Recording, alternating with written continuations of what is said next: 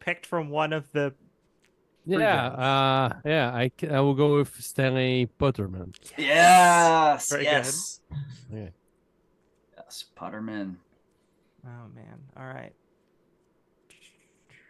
Cool. I'm just gonna when we start, I'm just gonna get into it. I'm gonna forego the whole intro. I'm gonna do a thing, and then we'll do the actual intro to the game. Okay. So don't get thrown, anyone, especially Jordan, who's actually running the stream.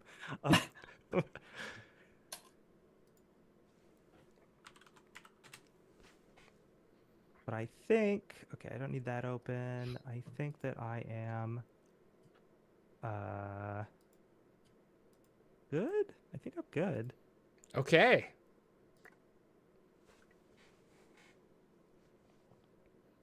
Rock and roll. Ghoul Master.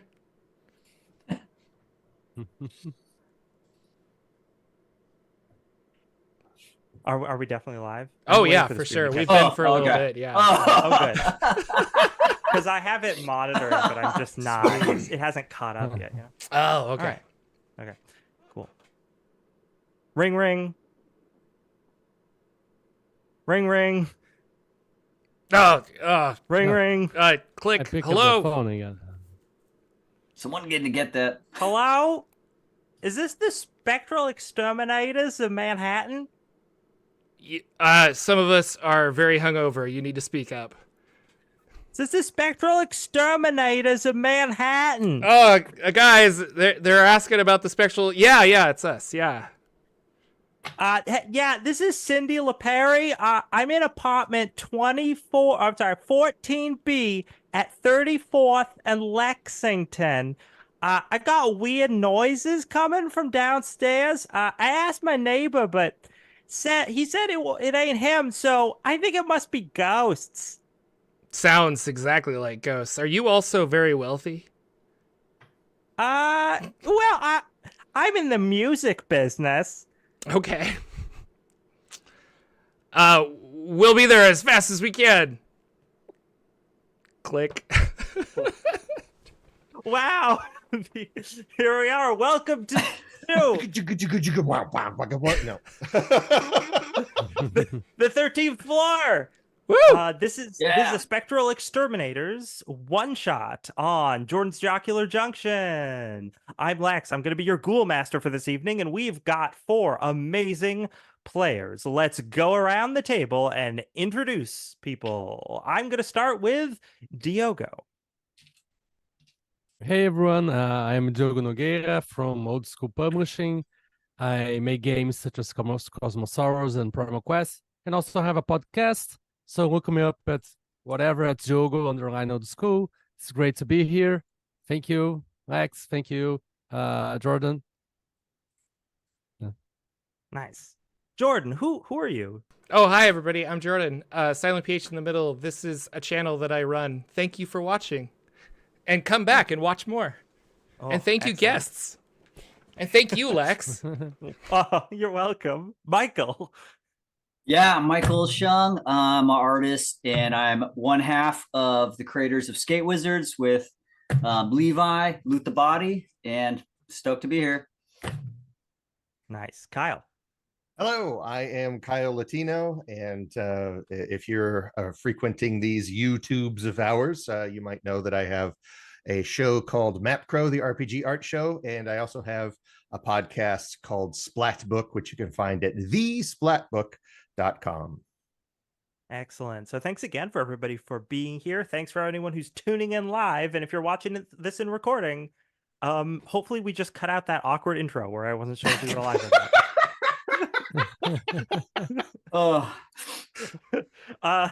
I'm Lex. We can cut that and put on the bloopers after. Yes. I'm Lex. I'm an RPG content creator. I say content, the worst word ever to use in media, because there's really not another good way to categorize what I do. I do game systems, I do supplements, I do layout, I do music, and I do YouTube videos on this channel with Jordan quite frequently. So Yeah, definitely. If you're stopping by for the live stream for the first time, consider subscribing to the channel. We do a lot of work here. We like to highlight independent games. We have a lot of fun with it. So, we do lots and lots of actual plays, or have been lately. This particular one, as I said, is Spectral Exterminators. This is a hack of the 1986 West End Games Ghostbusters RPG. We just don't really have any of that pesky intellectual property stuff in this, Yeah, I was getting the lack of intellectual stuff going on in the opening there. I see. Oh, wow, Sam! Sick burn. Oh my gosh, it's just I just throw in the towel now. We started 10 minutes late, and I got burned that bad. I'm sorry. So Who invites these people? It's very rude almost immediately. I apologize. So I love this old system, which is why I did the rules hack of it. It is currently sort of part of it got OGL'd in the early 2000s. So that's how I was able to do that. I am running a Kickstarter right now until the end of this month, February 2024. If you're watching this in the future, I'm sorry you missed it. But I'm doing a Kickstarter right now for Terror Vision, which is a full-length, like 12 to 15 session campaign using this system. And if you're a backer, you get instant access to my rules hack of the system called Spectral Exterminators, as I said. So, I will say, if you guys want to do super chats and stuff like that, don't. Instead, follow the link down below and go to Lex's TerraVision Kickstarter and back that so that you can get cool stuff for your money. Yeah. Mm-hmm. Oh, so the 13th floor we're playing tonight is a one-shot that I whipped up pretty quickly. It's a lot of really dumb jokes. The whole thing is a lot of really dumb jokes. Yes. I'm here for it. Yeah, oh yeah. You already heard the first one and my really amazing accent. It was so good. I hope you enjoyed it. It's just a taste of what we got for this evening. So, you folks are the Spectral Exterminators. You're, blue collar workers who get rid of ghosts for a nominal fee. You've just gotten this call. You're headed down to the building at 34th and Lexington. Your vehicle pulls up in front of this apartment building. What does your vehicle look like? / what model car is it? Well, now I got to look up cars. Yeah. Oh, this is side note for the audience. I mean, you'll definitely get this as we go in, but this is set in 1986. Maybe some type of white van.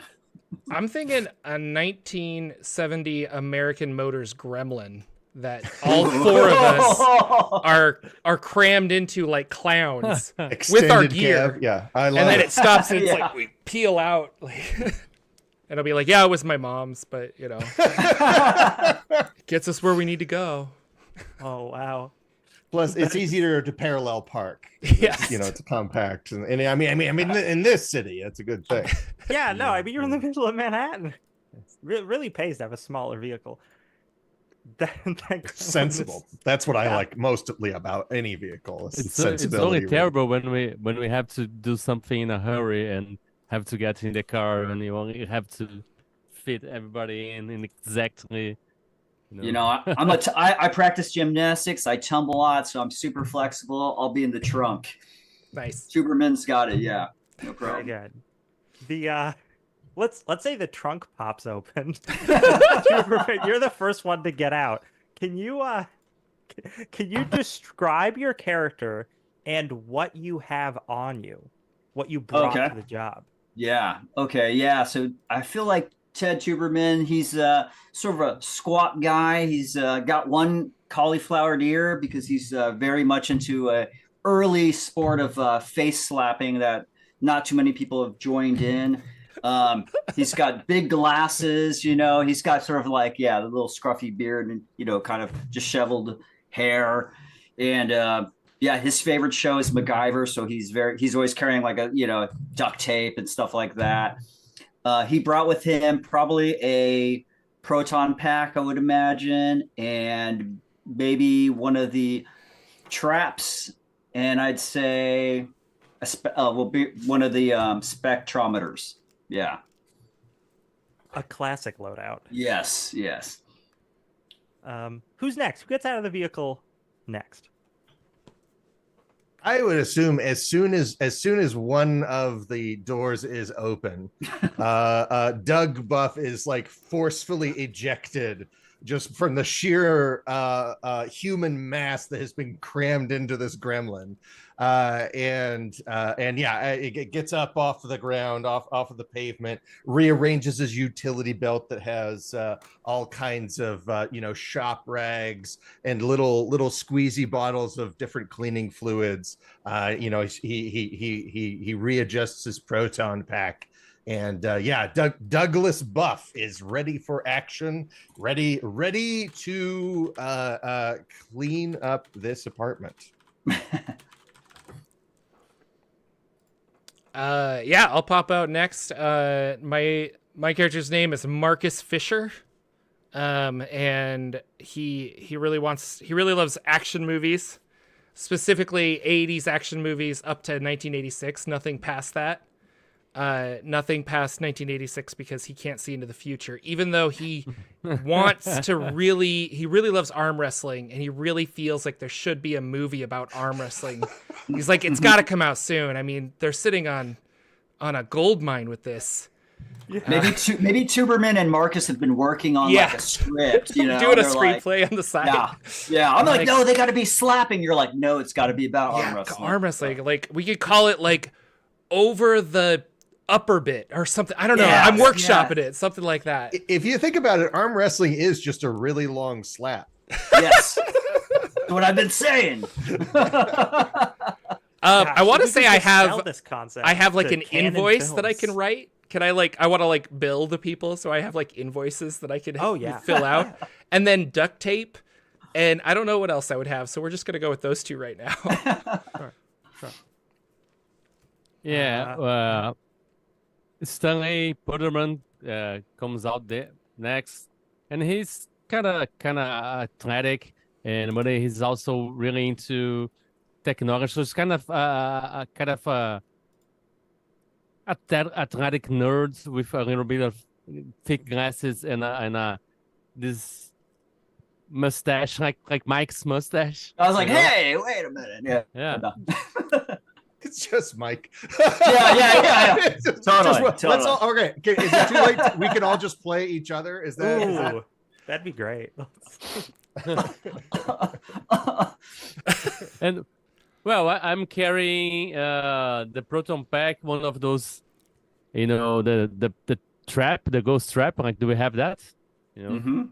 And electronic tools. And can I still have like a flashlight and an extension cord? Yeah, sure. Don't forget your camcorder. TV repair. Yeah. It just sounds like you're planning on plugging the flashlight into the wall with the extension cord. It's just like, yeah, the batteries are long gone in this thing, but as long as I got a hard line on this, it's fine. Look, what always happens in horror movies? Yes. Batteries go out. Yes. That's why we got all this duct tape. That's why we got all this duct tape. Take the flashlight to your proton wand. Yeah. Oh gosh. Okay. You're at the front door of this brownstone. Does it look anything different? Do you see anything that sets it apart from the other buildings? No, it looks pretty ordinary, actually. Nothing strange that meets the eye. And we see her name on like the little ring bell, like 14. Yes. Cindy. Yep. Okay. I mean, there it is. Okay. Now, we've been told that the ghost sounds are actually coming from the neighbor's apartment. From downstairs, she said, right? Oh, from okay, all right. So, are we allowed? I mean, we don't actually have permission to enter the premises. We could get into her apartment and assess the situation from there. And then if it sounds like someone's in danger, but I think there's got to be some kind of procedure that that means that we can't just like kick down the door of where we've heard there might be ghosts and just start blasting or something. Yeah, I say we meet up with Cindy. Oh, sorry, go ahead. I was gonna say, did anyone? No one has the Spectral Exterminators manual Badge. Oh, we left it in the. Oh, because the campaign that I'm working on, I ran as an actual play, and whenever this kind of thing would come up, I'd be like, "Does anybody have the manual?" And then I would just make up the answer if they looked it up. Okay. I thought you were about to say that you wrote an actual 40-page manual. I just would only tell them the answer if they actually had something to look it up. nice. That's nice. beautiful. Yeah, I only have the Thomas guide. I didn't bring the manual. Oh well. I mean, I'll have the manual, so I'll flip it over. Like, why not? So, is this Hey, like another- we're part of a franchise? Is that kind of the idea? You can be or you cannot be, whatever you guys want to do. Well, for this one. yeah. who wrote this let's do a manual? Was franchise. it like I Corporate. don't know, Ted Tuberman's great grandfather or something? It's a family business. I've been a spectral exterminator since diggity hot 20. Yeah, I wanted to be a geologist, discover something, but it's a family business. Here we Gotcha. are. Yeah, I like Yeah, that. yeah. I like that. Okay, so when I open it up, when we don't want to break the law, what is the best way to enter a spectrally contaminated building? Yeah. The manual Allegedly. specifically states that you need permission to enter any private residences. But then there's a little note scribbled on the side that says you could usually just make up some sort of extreme situation and people will typically let you in. Oh, okay. Can we go over and I'll buzz the buzzer for the lady that called us Yes. to like at least get 14B. into the building? Cindy. Cindy. Yep. 14B. Hello? Hello, Cindy. This is Spectral Exterminator Marcus Fisher. We were sent over. You called. Oh, you're here. Okay, Yeah. let me buzz you in. Okay, thank And you. Very good. Hear the door unlock. All right, I open the door for my comrades. Cannon fodder first. Here you go. yeah. I'll take the lead. I Yeah. start. I start. Get some wet naps and start wiping down the banister on the way there. We just, my goal is to leave this place cleaner than when we found it. Yeah, you might find traces of stuff. So it's like, yes, we're pushing Doug in front. Buff. Go Buff. How tall is this building? Like how many How tall is the floors? building? Yeah. Yeah, Oh gosh, I think like 16 or 17. Okay. You noticed on the buzzer out front, it went.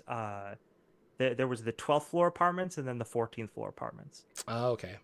Though that's not particularly out of the ordinary. A lot of buildings don't have a 13th floor because it's bad luck. And it's one of those like gate elevator thingies, old style. Yeah, so you walk into the lobby, right? You open up those doors, walk into the lobby. Tiled, looks like it was built in the early 20th century. Kind of falling apart, not in super great shape. It's got one of those old style elevators, and the lobby is pretty vacant, except for you see this like short, kind of squat, balding man who's trying to like fix a sign over by one of the walls. He doesn't immediately notice you come in, but yeah. So elevator, and there's also a staircase right next to it. What's the sign that he's trying to adjust or hold up? Oh, it's about. Does it say haunted elevator? Because then we'll take the haunted stairs. elevator.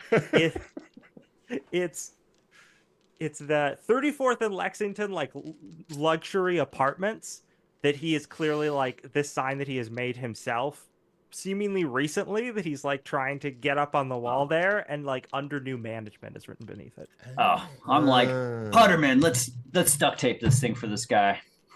I mean, I hate seeing him struggle with that sign. Like, yeah. I mean, I'll just pull out some duct tape and sort of approach this guy. Hey, buddy, here you go. Let us help you with that. He turns to you and he's like, Oh, thanks. Yeah, wow. That's the duct tape. Oh, yeah, I'll fix anything. And he's at first he's like very appreciative, and you're putting up the sign, and he's like looking at the sign. He's like, "Yeah, that's coming together real nice." He sort of adjusts his like very short tie, and then he looks back at you. He's like, "Wait a minute, who are you guys?" Well, see, when there's something strange in your neighborhood, generally there's sort of like a procedure by which you call us. He looks, he looks at you, and he's like, you're those ghost catcher people, aren't you?" Guilty as charged. In the flesh. But we have not You been notice charged any with anything, nor paranormal are activity? we admitting guilt. So thank you. Yeah. Well, I'm pressing the elevator button. Like, You see, he starts poking one of you, whoever's the closest to him, in the chest, or in the stomach, because he's very short, and he's like, "Hey, I didn't call you, and I don't. If I catch you messing up anything in my building, I'm calling the cops." Well, listen, we're professionals. We're fully licensed, stand insured, and so I wouldn't worry too much about it. But also, memory loss is sort of a common, problem. It's a symptom of being haunted. So, I think probably, if anything, this is evidence to the positive that we need to be on the premises. I think you ought to take this very seriously. Sorry. yeah, I won't fix anything we damaged. Okay. And if I see something broken, we'll go ahead and fix it for you on the house. Just like, you better not catch you. Listen, you could hucksaw my tenants out of as much money as you want, but you better not let me catch you messing up anything in my building. Well, yeah. I mean, have you noticed anything weird here going on? It's like, no, my building's fine. It's fine. There's nothing wrong with it. Well, At this point, the elevator opens. Okay. Well, I see that the elevator's working, but also under new management, did you just buy this place? Yeah. Oh, okay. But I don't see that as any of your business. You're right. And I'll step back into the elevator. And scene. Yeah, I'm gonna be like, your sign's crooked, and as he turns, I'm gonna pull a little bit of duct tape and hop back into the elevator. Nice. Nice guy. Yep. Yeah. Oh, gosh. You're in the elevator. I feel like it's crowded. more room in the gremlin. Yeah, screw it. I'm not in the trunk. What floor are you going to? 14. I think we need to meet up with our client. Yeah. Very good. You hit 14. The elevator sort of groans. And to be clear, it goes 12, 14. Like, there's no 13 button. Yep. Okay. Correct. So this would physically be the 13th floor, but it is labeled. You didn't think I noticed? Oh, I did. Oh yeah. Does the little like signage for the 14th floor? Does it is there a 13 under there? Does it come off? No. It looks like it was... I broke something. Yeah. Yeah, no, that's actually the elevator falling apart. The elevator groans and sort of lurches and starts going upward. This is pretty old. It doesn't seem like it's in great shape. And it's going, 2, 3, 4, pretty consistently. Slows down a little bit, speeds back up. 5, 6, 7, 8, 9, 10, 11, 12. Suddenly the lights just go out in the elevator. Flashlight. Yeah. And you feel as if you've stopped moving. So somebody's gonna turn on their flashlight? Yeah. Excellent. I have It's one. like pitch black in here, or? Yes, it's pitch black in here. You flip on the flashlight, and as soon as you do, the room comically is completely illuminated. The elevator seems to be melting, as if great heat has been exposed to the metal. You hear unearthly howling, like the voices of the damned, And then beneath your feet, the floor opens up as if it is a giant mawed mouth. And beneath is just fire. Mondays, am I right, fellas? Must be there, yeah. My flashbacks are kicking back in. Yeah, did someone put LSD on the coffee again? I think Marcus made it this time. You're on your toes. Yeah. I think. Do we feel that? Do we feel the sensation? Like, Like are the we heat? falling? How the Well, that's the thing. The floor opens up and you kind of instinctively like shuffle to the edges, but it looks like if you were to tip forward, you would fall into this hellmouth. Ah. Can I do hold we on feel to the heat coming out from the railings? fire? Yeah, you can hold on to the railing. It sort of is tacky and like it's like puttyish because, like I said, it's like kind of melted. It's not hot though. I'm gonna pull out the spectrometer on my while I'm I look at you and then I like look around and do one of these like There's all this unearthly screaming in the background. And Ted's like, wait, let me sure check. we found it. Always the skeptic. yeah. Your spectrometer is going nuts. Let me tell you. Yeah, as I suspected. Dad always said, "Pull it out when you see something." So Yeah, wow. Yeah. Okay. it's reading. It's going nuts. Can I just try to hit the door open button and try to like force get the door to open? Yeah. If you hit that button, you're like frantically tapping it, as one does in an elevator, which doesn't speed up the rate at which the elevator does the things. Unfortunately, you'd wish that it would. You keep hitting that, and as soon as you hear ding, everything goes dark, and then the lights flicker back on. The elevator looks totally normal. Okay. We did it. And the doors comes back to normal. and the doors slide open. And my spectrometer drops back down. It's like, Yep. Okay. Does our flashlights blink too? Yes. When the lights Okay. went out, your flashlight also went out. Okay. So I Let's get jump out this. of the elevator. Yeah. I And tumble out. hug Yeah. the ground and say, "Stay, sweet, sweet ground. Thank you."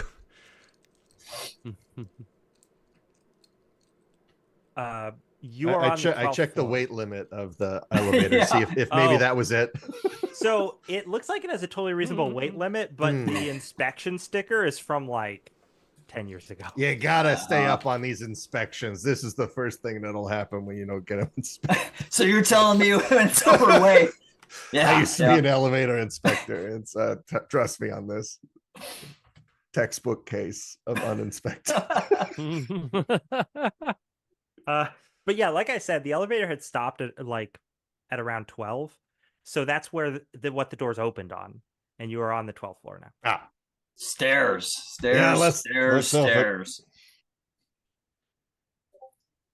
yeah. Ooh. Okay. Ooh.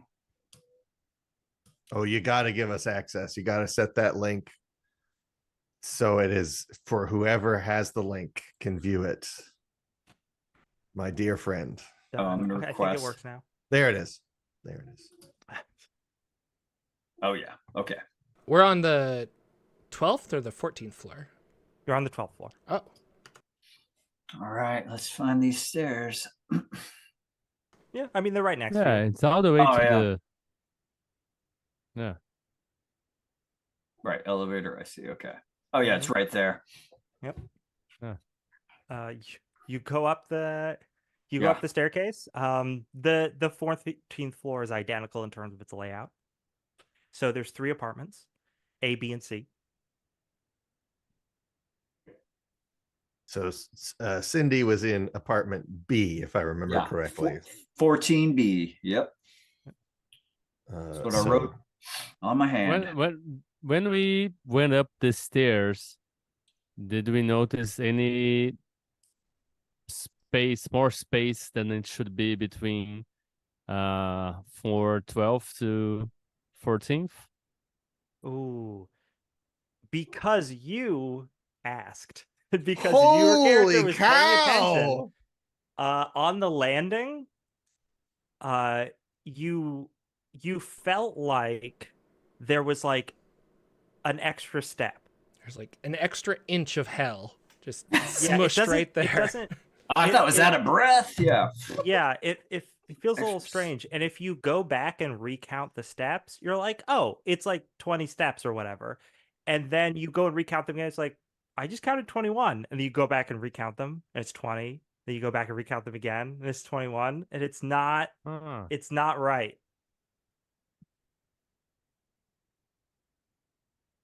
They Okay. put a I little mean, that's hell cool. hell So- dimension between. So the floors are numbered correctly. The elevator just does that instead of getting off on the 13th floor. You'd Yeah. think someone would have called us sooner. Right? It's weird. No one noticed that. Yeah. All right. Well, I think yeah, we still talked. I mean, I'm doing this because I'm excited to hear this wonderful Brooklyn accent again. What? But also maybe we could like leave out of the window and like on a fire escape and see if we can't find like an entryway that way. Otherwise, the other option would be just to like force open the elevator doors and like kind of repel in. But I've already explained my physical state, so There's also like the trash duct, right? That people Oh! go through. Yeah. Oh yeah, and yeah. We would Trash, go laundry. through that. Mm-hmm. Yeah. so yeah. What do you guys think? Yeah, let's talk to her and see where she's hearing this noise is coming from. Maybe that's a focal point. Maybe there's where we should go. So let's see what she has to say, and then we figure out everything we've seen, and we course a plan of action from there, I guess. Yeah. Yeah, There might be a maybe- part of her apartment where she hears the noises more, and then we would kind of know where to look. Yeah. So. Maybe she'll have And some then- snacks and some coffee. And so you know, we won't be yeah. as hungover, I'd love you a know? good coffee cake right Yeah. now. so. Before we start rappelling or jumping into trash chutes, I need something in my stomach. Or we decide to dig in through her floor until we find something. All right. Cool. Knock, Renovation. The door of 14B opens. There is a young woman standing there wearing a significant amount of makeup and a significant amount of hair product. Her hair, which is multiple colors. She's got a lot of animal prints on, and she sees you and she's like, she points at you and she's like, "The Spectral Exterminators! You made it!" What? Yeah, we're here. You shouldn't be so surprised because we literally just buzzed you from the floor to get into the building. You got to get that elevator checked.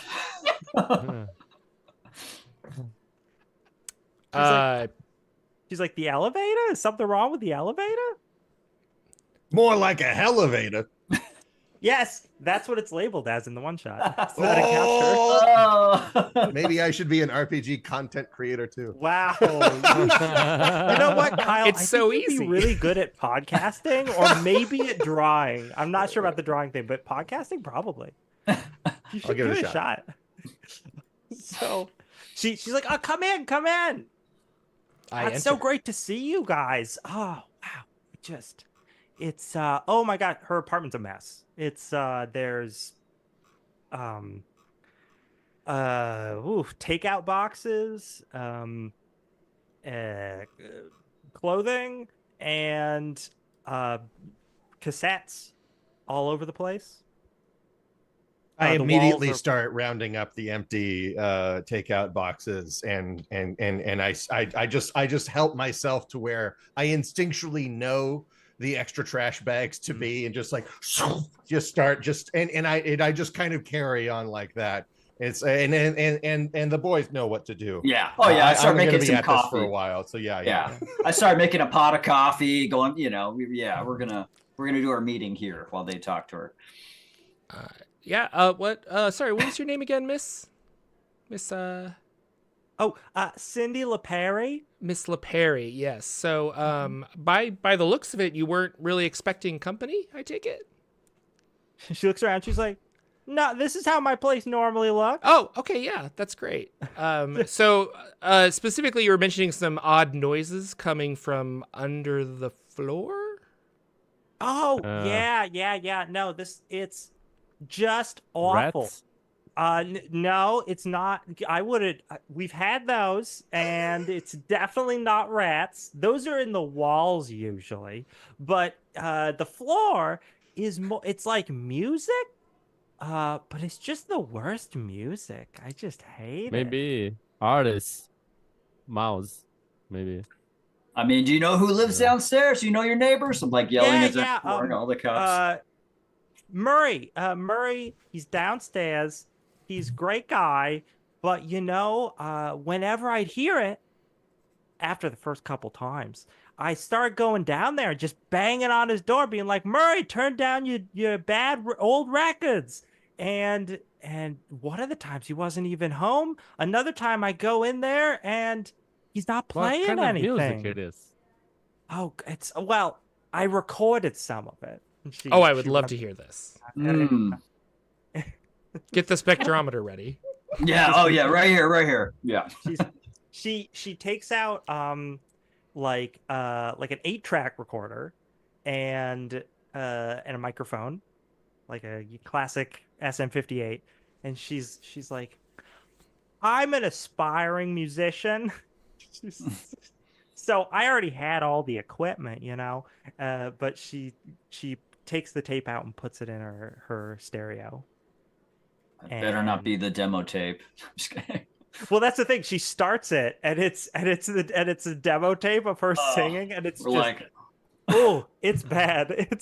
She's like, "Oh, sorry, it's farther in," and she fast forwards a little bit. And then there's some silence for a while, and then you start hearing this sort of like this real 4 on the floor rhythm. Some kind of like, it's all very muffled because clearly like she put the microphone to the floor to record it, and there's some like funk guitar in there, and then you start and it sort of like stops and then starts like distorting and playing like in reverse. Oh. I remember when the Beatles did that. The Beatles did that? Wow. Yeah. It turns out that Paul was dead the whole time. And no one will believe me, but I said it on the record. What I just realized is if it's actually Bill's apartment, that's Murray. That's Oh, sorry. Well, yeah, if it's actually Murray's apartment that's haunted, we're gonna have to bill Murray for the haunting. She's like, "Oh, that'd be fine." You get it. Anyways. Miss, do you have any other recording equipment? Maybe we can record the recording and play it backwards, because I want to hear this music that's being backwards forwards. So. Oh yeah. High speed dubbing. You got one of those? Yeah, I get it. I get it. Yeah, she's you could do that. You could set that up if you want. It'll take a few minutes. No, you don't need to. It's fine. I'm picking up on subtle clues that will not be a fruitful use of our time. No. What's the style of music then? Is it like classical or jazz? No, it's definitely dance music. Like 80s, 70s dance music, or like 70s dance music. Funk. Okay. Yeah. Okay. Yeah, Stanley, has all this focus on home entertainment setup and technology, so maybe he'll have a easier time setting this up and playing this backwards. I don't know you if bring- anybody else Yes. can, You can roll roll your trait and your talent. for that. Nice. So remember, when you're rolling a number of d6 equal to your, I always get them mixed up, your trait, which in this case is for you brains. Right? And then you get to add an extra 3d6 because the talent is relevant in this situation. Oh, wow. Okay, that's a lot. Whoa. Yeah, I picked the wrong talents then. Let's go. So I have So- brains 3. I roll. Yep, so and you're I have a home entertainment center set up. I would roll Yes. 6 dice. So you're rolling 6 dice. Remember, one of them Nice. has to be a spooky die. So you just need to differentiate one of those dice from the other ones. And if that die is a 6, Well, this something one's bad will happen. Steve, so we all know that die. Yeah. Right? It's different from the others. Do I add it up? Yes, you add it up. Okay, I rolled a 5 on the ghost die. And Okay. the Well, then that's total fine. is- That 5 will count towards your total, but you don't have to worry about something Okay, terrible happening. the total is 18 then. Nice. Okay, cool. Yeah, you're able to successfully you just go over and you're like, "Oh, I know how to just play this backwards. You just need to like reverse the spools on this thing. It's really easy." You really know a lot about tape recorders. He's got like a Walkman. Yeah, he's all. Yeah. And, yeah, so you do that plays And play I this keep while I'm doing this, I'm talking about everything that I'm doing. One of the traits is about talking about this. So like what I'm doing, I can't stop talking about it. Yeah, Explaining it. Yeah. yeah. We're like, oh, here he goes. Here he goes. He's tech-splaining again. Yeah. Oh boy. First, you need to take the top panel off the stereo, and remember that has Yeah. two different sizes of screws. One is Yeah. And this model use the other kind of screw, so you have to use this one and all that's detailed oriented kind of hyper focus stuff. Yeah. yeah. You gotta watch out for these capacitors because it's really easy to trip those. It'll burn the whole motherboard, you know. But you end up getting to play backwards the section of that, and you hear it, and it's not actually song lyrics. It's music. There's music, instrumental stuff playing, and it is very clearly like a disco song. But instead of song lyrics, it's like a chant.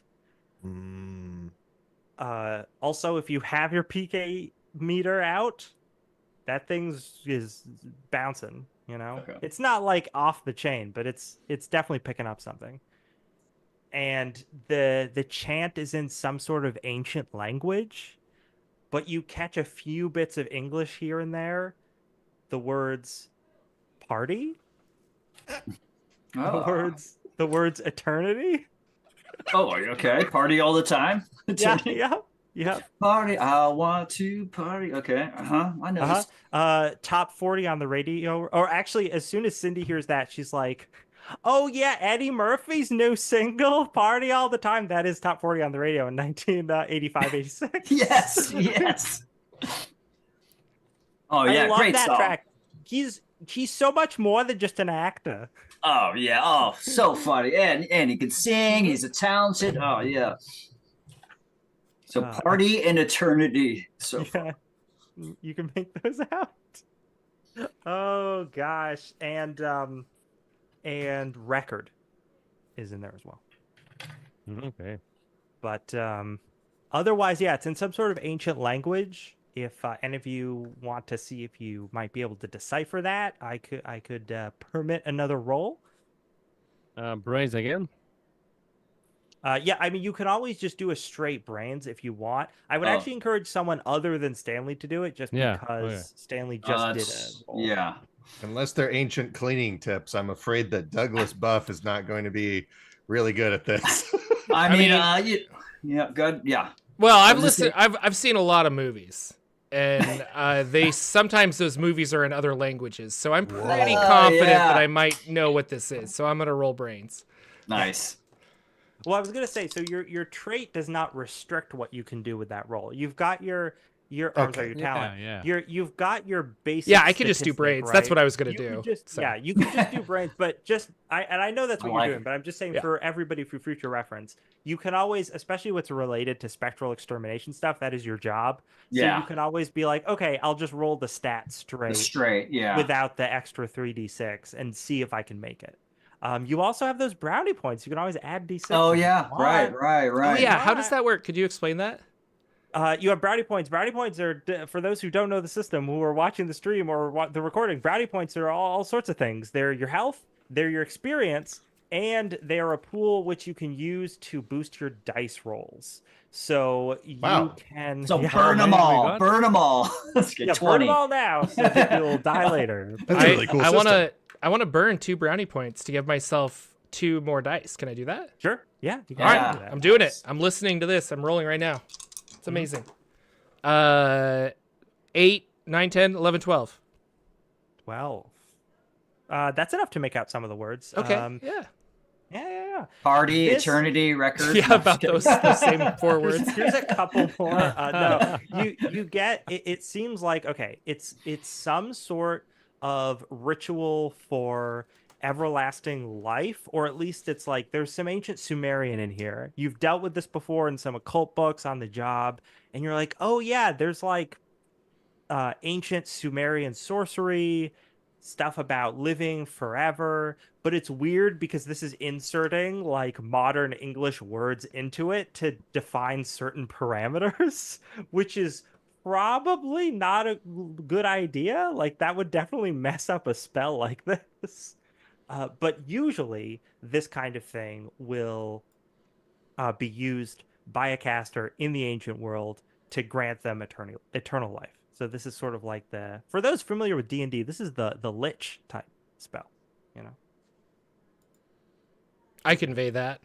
And better some Aryan than all Aryan, I say. All right. Whoa. Okay. Pump the brakes right there.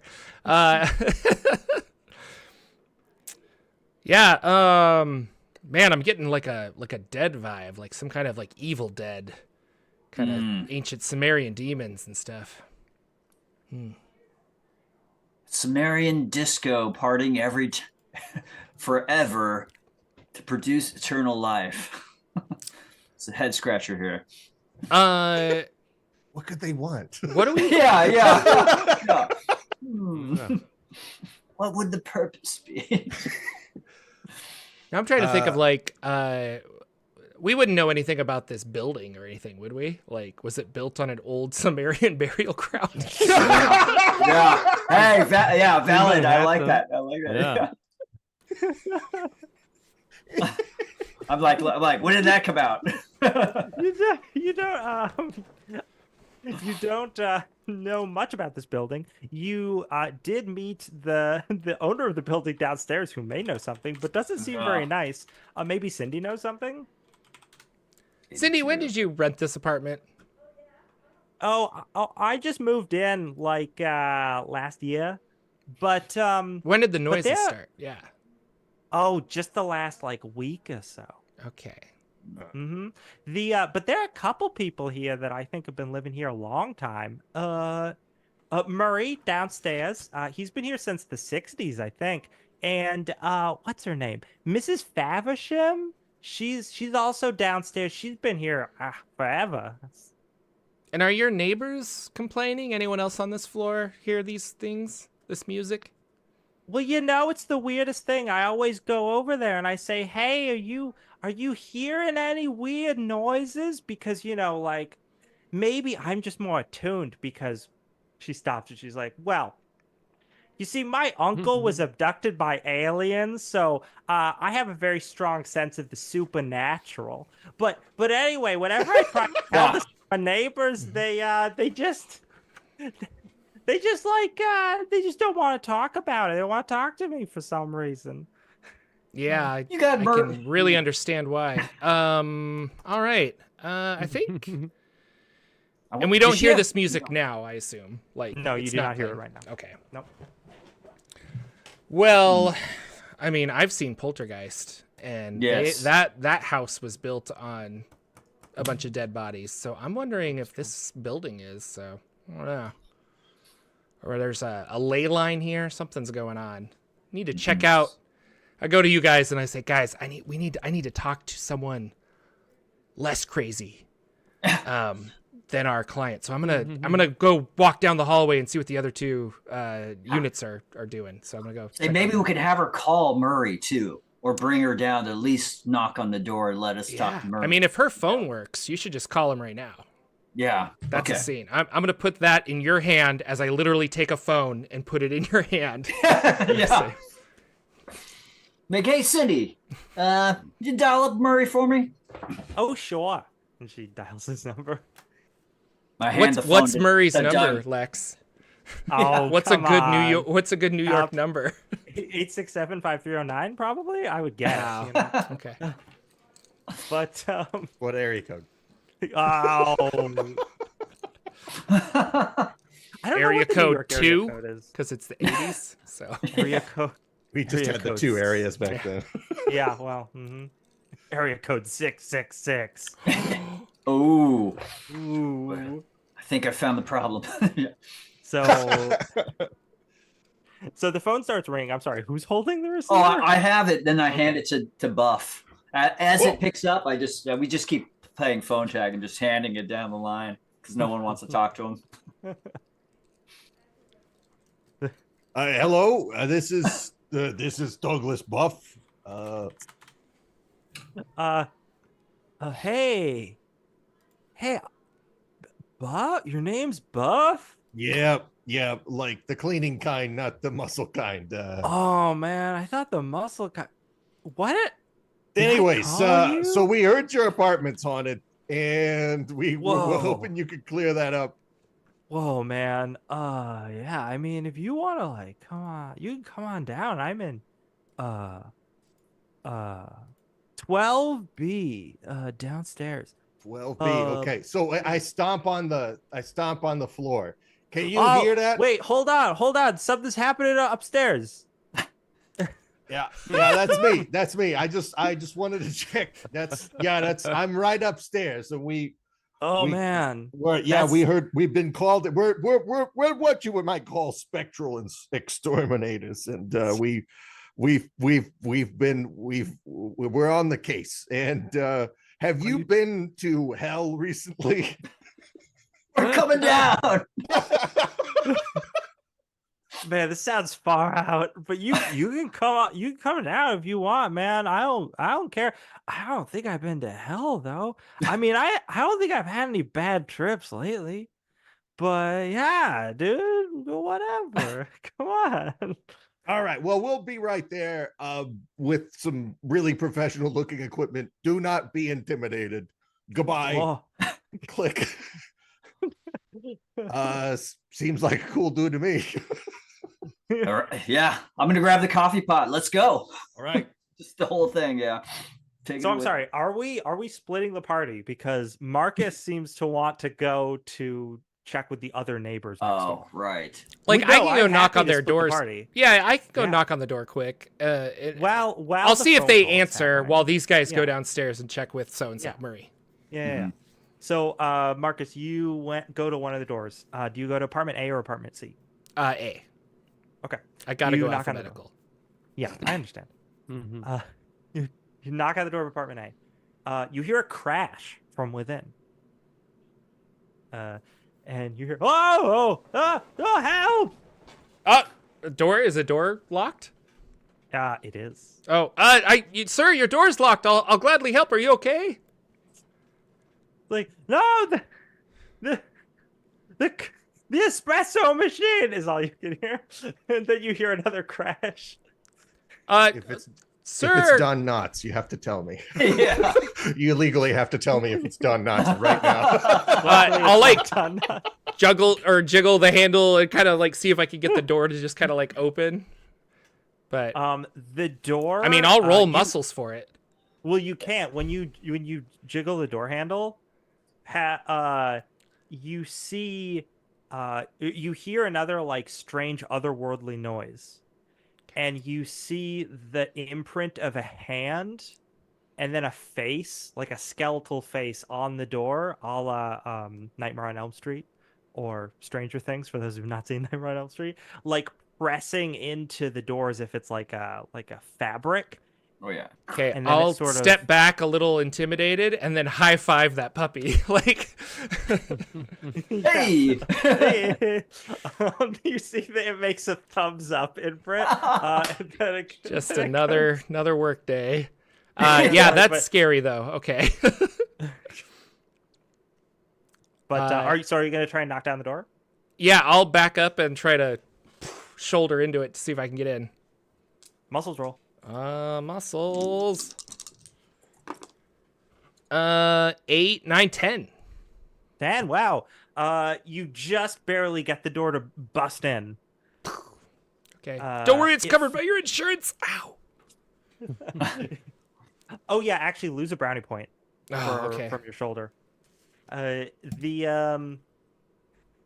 door swings open. You see a very modern, sort of clean and nicely furnished apartment. A lot of new wave art all over the place. There's like a sculpture in the corner of the room. But the sounds you're hearing are coming from the kitchen, and there's just like a crash, and you see this guy who's probably, I don't know, like in his mid-20s. His hair is all disheveled. He's got a button-up shirt that's like torn, and he's like, "Oh, oh no!" And he falls out of the kitchen, and he's just covered in coffee. And he's just like, I don't know who you are, but help me. The espresso machine, it's gone bad. Oh my! I'll look at the espresso machine.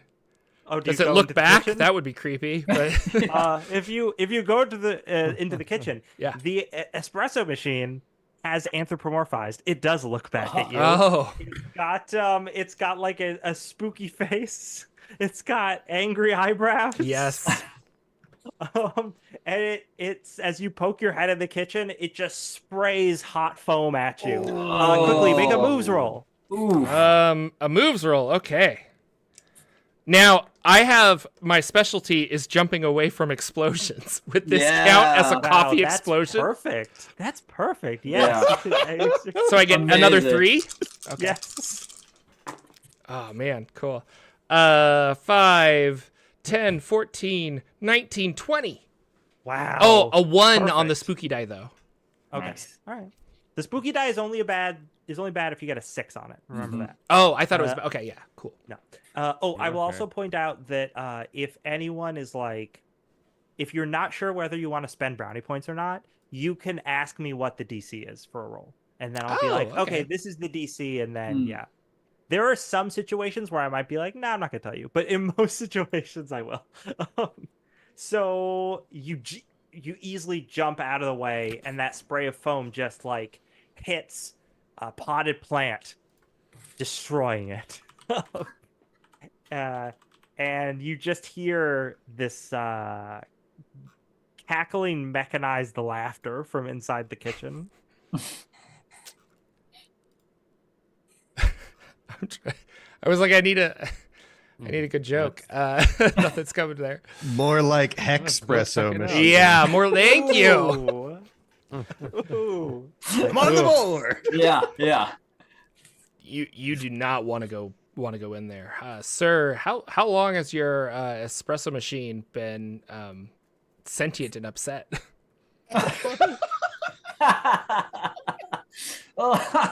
Good question. He's like, well, just in the last 10 minutes, Interesting. I wanted to get a coffee to wind down for the day, and now what is that? I finished dinner, and I can't even have my coffee. What is New York coming to? Also, I want to point out games rule thing, because I should have implemented this at the start, but I've just thought of it, so I'm implementing it now. A good pun will get you 1 brownie point. So Kyle, go ahead and take a brownie point. Oh yeah. Puff's been doing it. Yeah. Yeah. I'm sorry, Jordan. To you. No, what? I'll tell him, like, well, I can't espresso myself enough to tell you that we need to not go back in there. Does this thing have legs? Is it able to like walk around towards us, or is it just upset on the counter? It did have legs. It has sprouted little mechanical legs, and it's just wandering around. Well, it's sort of leaping around on the counter like gremlin style, just like bashing things and spraying hot foam everywhere. Looking around, is there anything I can take, like a baseball bat or a golf club, something that I could like go in and assault this machine? Oh, yes. Let me think. If you ask the guy who lives there, he's just like, oh, and he opens up his closet and hands you a tennis racket. Let's do this. And I'll jump into the fray and just like, My goal is to get some kind of like leverage on it so that I can then arm wrestle this thing down to the ground. Oh, sure. Yeah. Yes. Very good. So, yeah, give me a muscles. And I'm going to spend 2 brownie points. Okay. Arm wrestling an espresso machine. Yes. Game rules. Yeah. I guess I should have asked you before I spend them, but 11, 14, 17, 18. Well, wow. Okay, yeah. That is enough. This thing's like hopping around on the counter. It's like, yeah, and it's just shooting hot foam everywhere. And you get in there with the tennis racket and you whack it off the counter and it falls onto its side. And before it can get up, you grab it, you wrestle it down. And now you're just rolling around on the ground holding this espresso machine. Love it. I'm gonna casually grab a cup as I'm holding it down and try to get the last little bit of coffee out of it. Ooh, Yeah, with a roll that good, you can do it. Okay. You get that last bit of coffee. But yeah, this thing's wild. It's you're pretty sure, being a spectral exterminator and having dealt with things like this before, this appliance has got to be possessed or something like that. I'm debating. Yeah, like I was like, well, you know, this isn't in the manual for. I'll tell him. Has this ever been in the manual that it does something like this before? I think it's possessed. Yeah. How do we do with possessed appliances in the manual? Throw it out the window. That is the way to do it. Yeah. There's a window right If we there. if we take it off the ley line or the corpse pile or whatever, it should revert back. That's what I think. So just knock it out the window and hope for the best. Defenestration. Yeah, exactly. Okay, out the window it goes. I mean, if it's not settling down after I tackle it, I gotta get rid of this thing. So It's not settled. I mean, it doesn't. It's not happy that you're grabbing it. So you get that last cup of coffee out of it. Yeah. And then as soon as you set that to the side, and then you have to think and just throw it out the window. We're all about coffee right now. and it goes out the window. Okay, I assume. Like, The window is closed, so it crashes through the glass of the window and flies. And as it's going in there, it's like, and then you just hear a crash as it hits the pavement below. I'll turn to the guy and say, "You're welcome." And I'll take the coffee that's probably like half full and really like, and I'll hand it to him and I'll say, "Whew, well, better latte than never." Oh, that's good. You can have a brownie point for that. You can have a brownie point for that. Wheels within wheels for that one. Yeah. That was good. That was. Flash to our other friends while I go get a beverage because now I'm thirsty. So that'll happen during this phone call. So I'm gonna say Ted like, and what the Buff hell? are on the phone, are next to each other, doing the phone thing, and Stanley has been admiring his handiwork with the entertainment center, but was probably closer to the door of the apartment, which had been maybe left open when Marcus ran out. And yeah, you hear a commotion down the hall in apartment A, Stanley, while they're on the phone. Do you go over there?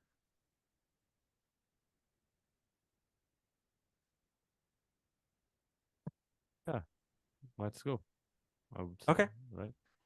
You get over there and you see again this nice, very clean, modern design apartment with very nice appliances. He's got a really nice hi-fi stereo system, this guy. and there's the living room seems fine, except for a couple of coffee stains, really gnarly coffee stains in the white carpeting. But then there's this guy standing in the middle of the living room in like a button-up shirt and tie and suspenders, and the shirt's just like torn. He's like covered in coffee. His hair's all over the place. He's like holding this coffee cup and just looks totally stunned. And Marcus is right standing in the doorway to the kitchen, just drenched in coffee. Hi.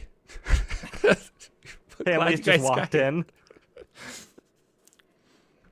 There was a machine. It had problems, and I took care of it. How are you? We're like, oh, we can see that. Oh yeah, out the window, huh?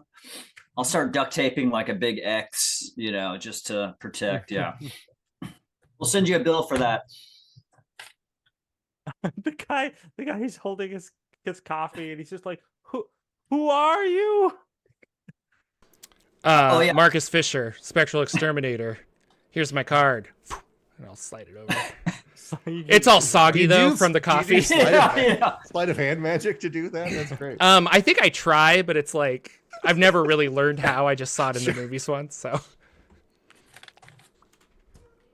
okay, the guy's looking at you, and he's just like, he just slicks his hair back, and he's like, as soon as he gets the business card, something clicks in his brain, and he reaches into his pocket and takes out a little metal case that he clicks open that has a bunch of business cards in it, and he hands one to you. He's like, Brad Chadwick, hedge funds. With a name like Brad Chadwick, I believe you work in hedge funds, sir. Mm-hmm. Brad, how long have you been living here?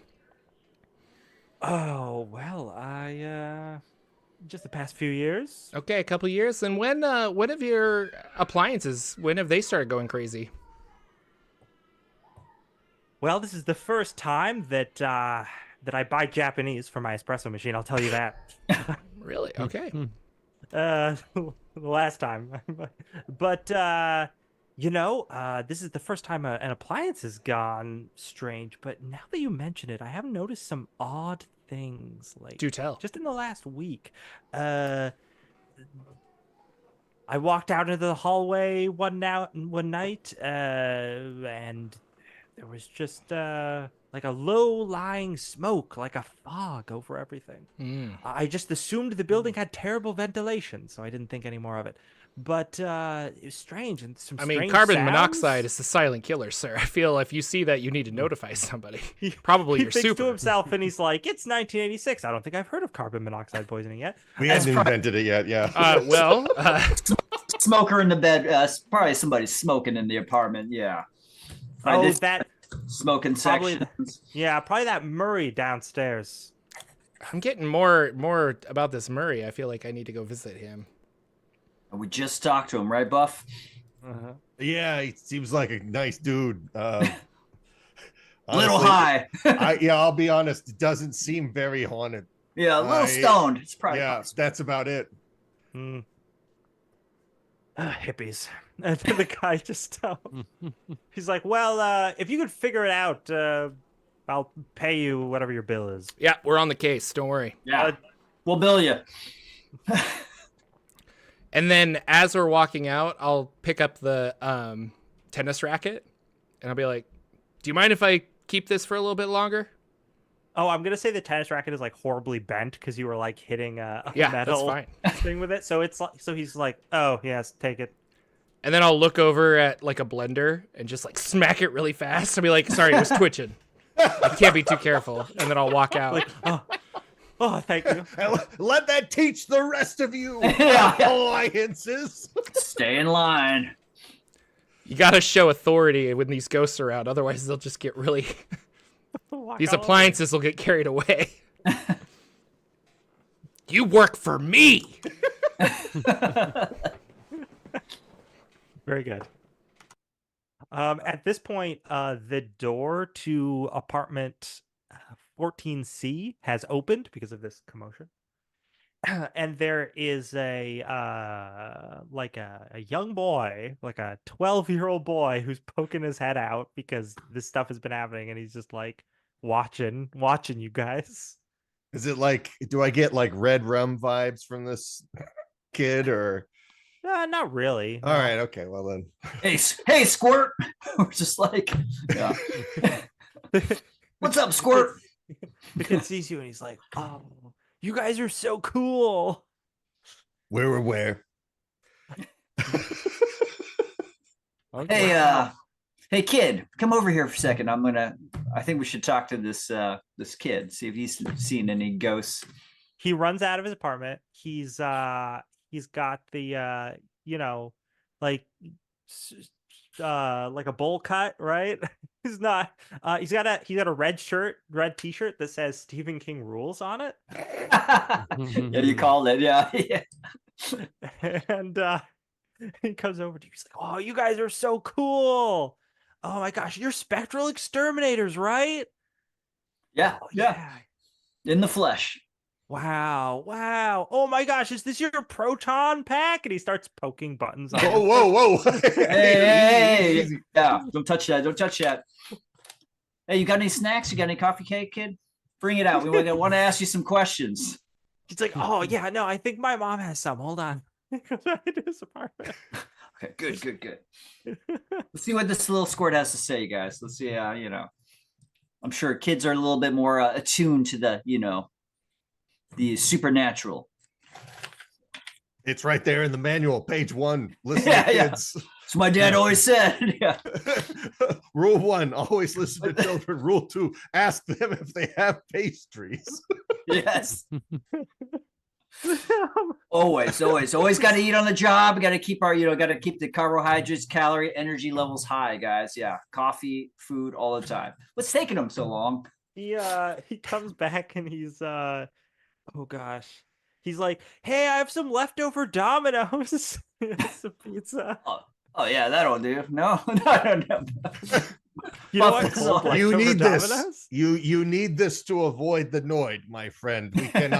We cannot diminish your void, your Noid avoidance situation. We can't be responsible for that. Please take this with my blessing. He's like, "Wow, you guys are so cool." And he has the pizza box right with Yeah. him, and he opens. It's got 5 pieces of pizza left, and he takes one and just starts eating it. He's like, Yeah, "Oh, so, thanks, guys." So what's your name, kid? Squirt? Sean. Okay. We're investigating this building. You ever see anything spooky? You hear any noises? Take the elevator? Yeah. Oh my gosh. Oh yeah. No, I'm so glad you guys are here. I was thinking about calling you. The last week has been so weird. What you mean? Well, there's just lots of weird stuff happening, like spooky sounds and weird lights and weird I keep hearing this music coming from the floor. It's so bizarre. And chanting. Oh my gosh, it's so weird. Murray's down there?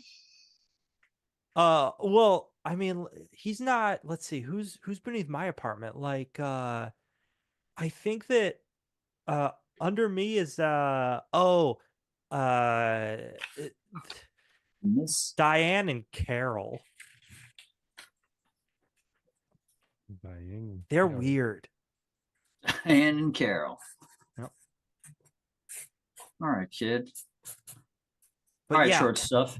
sometimes I thought I was dreaming it, like a Nightmare on Elm Street type situation. 1, not 2. 2's weird, but like a Nightmare on Elm Street type situation. But I don't know. Then what was your awake, I dream? seeing it too. Like, you had a Nightmare on Elm Street type of dream? Oh well, I mean, I have a lot of those. My mom, as he's got a mouthful of pizza, my mom says I shouldn't stay up late and eat junk food and watch scary movies, but And what you does she probably know? shouldn't talk with your mouth full either, anyway. he's he's definitely talking with his mouth full. Yeah. Where's your mom? Oh, she's working a double shift, and my dad is I think he's on patrol right now. Patrol? Oh yeah, my dad's a cop. Nice. Okay. If you'll excuse me, I have to go flush some stuff. I'll be right back. It's like as he turns to one of the other guys, he's like, "That's so weird. That's what Murray said when I told him my dad was a cop too." Hey, I realize I should have asked a grown-up this, but you're the NPC in this scene. So, about when did your new landlord take possession of the building? Was that perhaps a week ago, would you say? Oh, Frank, that guy blows chunks. Yeah. Yeah. No, he's been around like a couple months, I guess, but he sucks. It's Gotcha. weird. We've had a lot of different people own this building over the past like couple of years.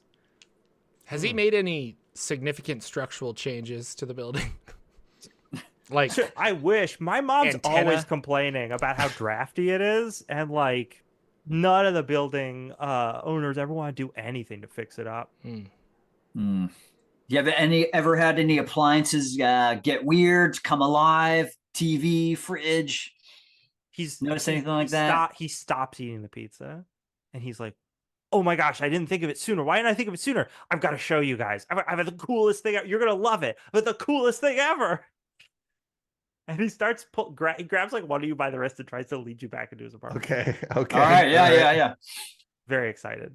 Leads you back into the apartment, and he goes over, goes through a moderate, like nicely furnished, regular old family apartment. It's a little messy, but it's not terrible. But yeah, his parents don't seem to be home, and he leads you through the living room to his room, which is just plastered in movie posters like all over the place. There's like Slumber Party Massacre up there. Yeah. You got Evil Dead. You got The Howling. A lot of movies that this 12-year-old is like far too young to be watching. Return of the Living Dead, Reanimator, and he has a TV set up in the corner of his room, and it looks like he has created his own. He's like built his own TV antenna rig for this thing. And he's like, "This is so cool. This is so cool. Okay, so my mom won't let me get HBO, but I found a way to pirate it." And he's like, he's got this thing, and he's like, "So I got this thing that I made, and it's like held together with like tinfoil and duct tape. It's really not very well made." But he starts moving the antennas around, and he turns the TV on, and he's like, "Yeah, this is the weirdest thing. I started picking up this channel like a week ago, and at first I thought it was like some old 70s like Italian horror movie or something, but then like it never changed. It's just always the same." And he like turns the TV on and he tunes the thing just right, and the screen flickers to life, albeit not a very stable signal. It's pretty grainy, but you can see this this sort of smoky, misty void with shafts of light that are coming down from somewhere above. And you can hear through the speakers like this very faint, like disco tune playing. So does it look like a scene from one of the apartments or No. no? Okay. Huh. He's like, if you watch it for a while, it'll change to like some different rooms, but there's never anybody in them. And they're all weird and old. it's not Xanadu, is it? It could be Xanadu. Okay, yeah. It seems suspiciously like Xanadu. No, do you want to stick around and watch it for a little while? Yeah, right. I think Putterman, you want to examine this TV. Let's see if what this kid's got. Maybe you can boost the signal or triangulate the polarity. Oh yeah, Putterman. Yeah. Putterman, get in here and work your magic on this TV. Yeah, hook him up with some cable. I'm gonna be the guy that stands there with my arms crossed, and I'll say, "Enhance, zoom in, enhance." Yeah. I'll grab my tools and start poking tracking. around. Yeah. You're probably gonna fix the tracking. That's all. It's probably the tracking. Yeah. It's just the tracking. I will tell you right now that you are skilled in this, but this is a very difficult role because this thing is very weirdly put together. It's almost as if a 12-year-old put this together. This is not professionally done. So this is gonna be a tough roll, but you might be able to sort of Brownie point. strengthen the signal. I'm probably looking for like a 20 on this one. Damn. Well, Nice. I got 22, 26, Oh. 27. Okay, well, never mind. I'm sorry. Why did I bother? You Obstacles? I know. Yeah. He used to work in a Radio Shack, okay? He was at a Radio Shack. More like Wow. easy culty class. Mhm.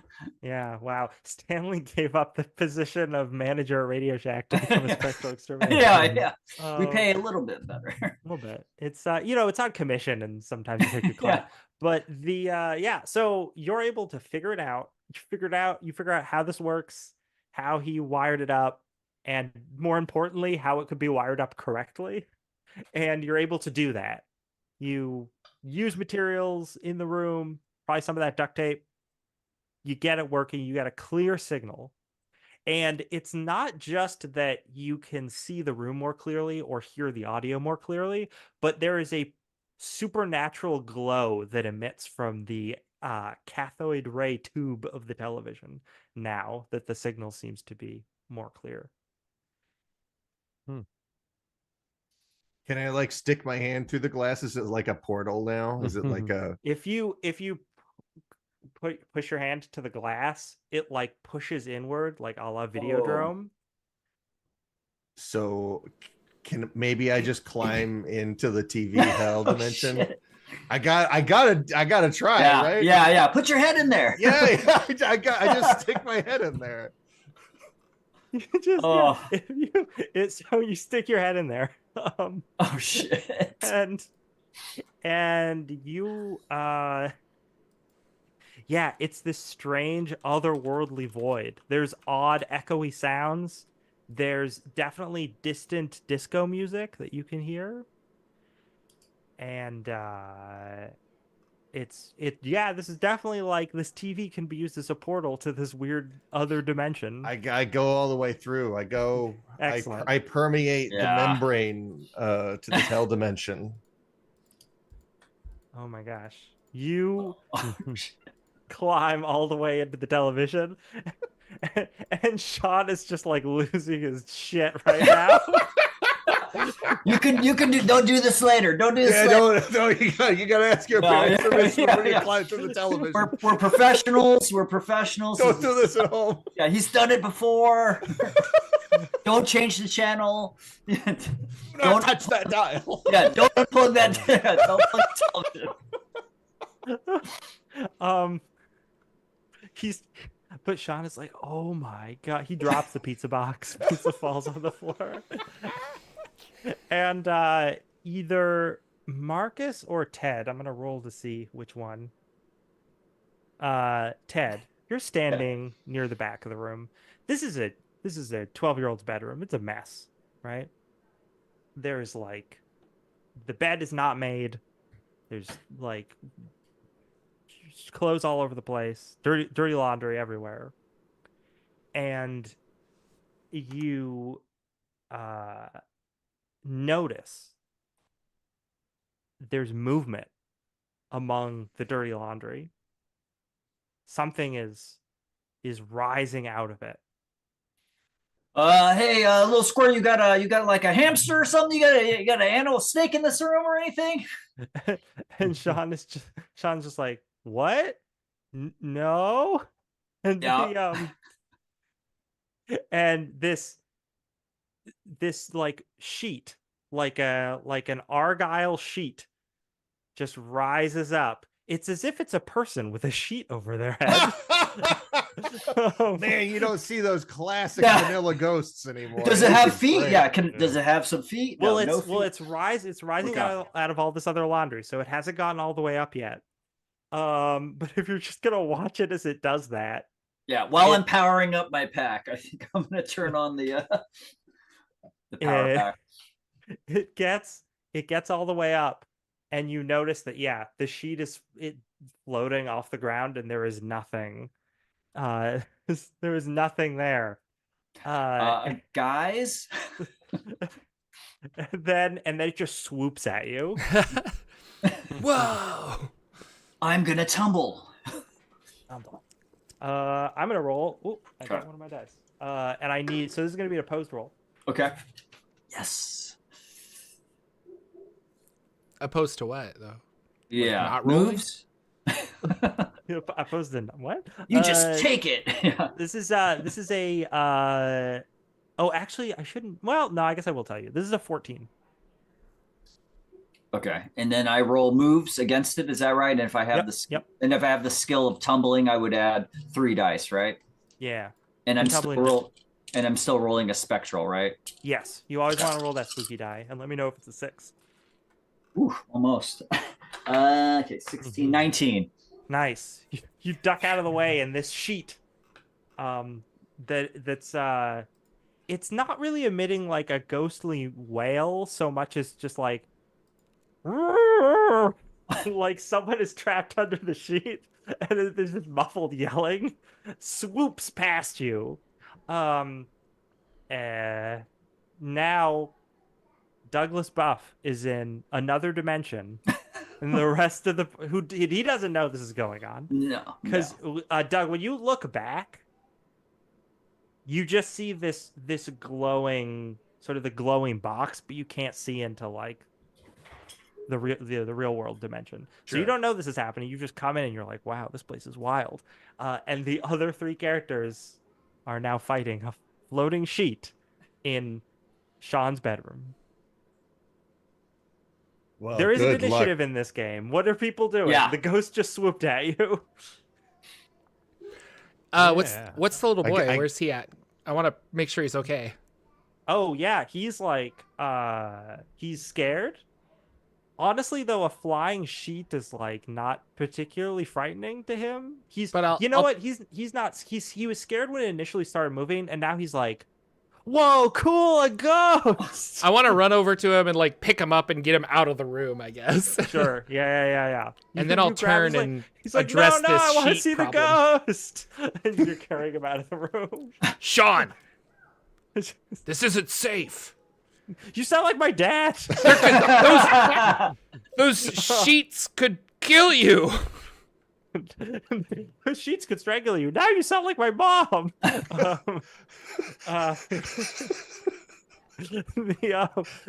Okay, what are Stanley and Ted doing? Oh yeah, I'm gonna be like, oh sheet, and I'm gonna blast that thing with the proton pack. That's pretty good. I'll give you a brownie point for that. Okay.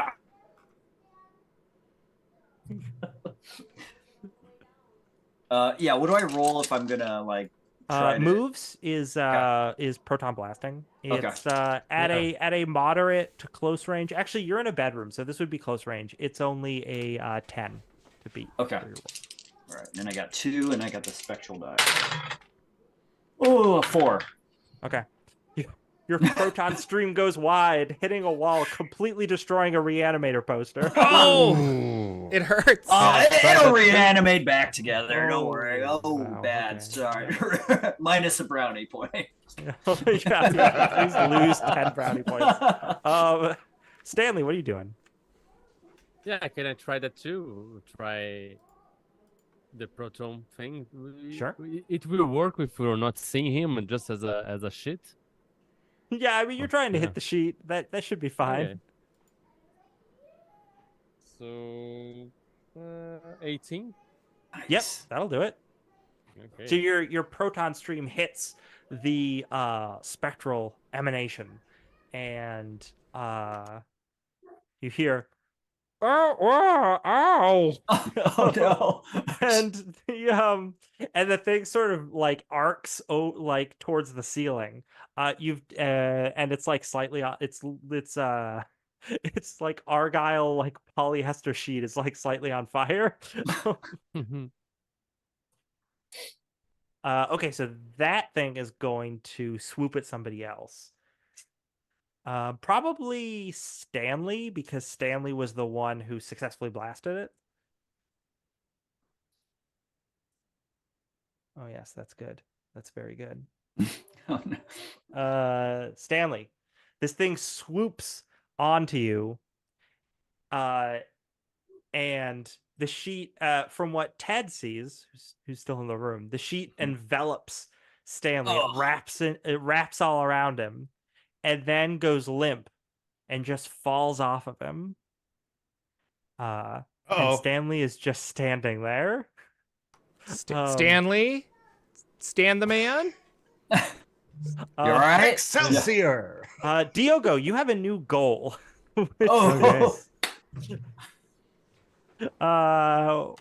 Which is that you desperately, more than anything else, are terrified of loose articles of clothing or sheets or any kind of fabric that's anywhere. Not stuff that you're wearing, but stuff that's like around. Oh, you got a phobia. Okay. Mhm. Yeah.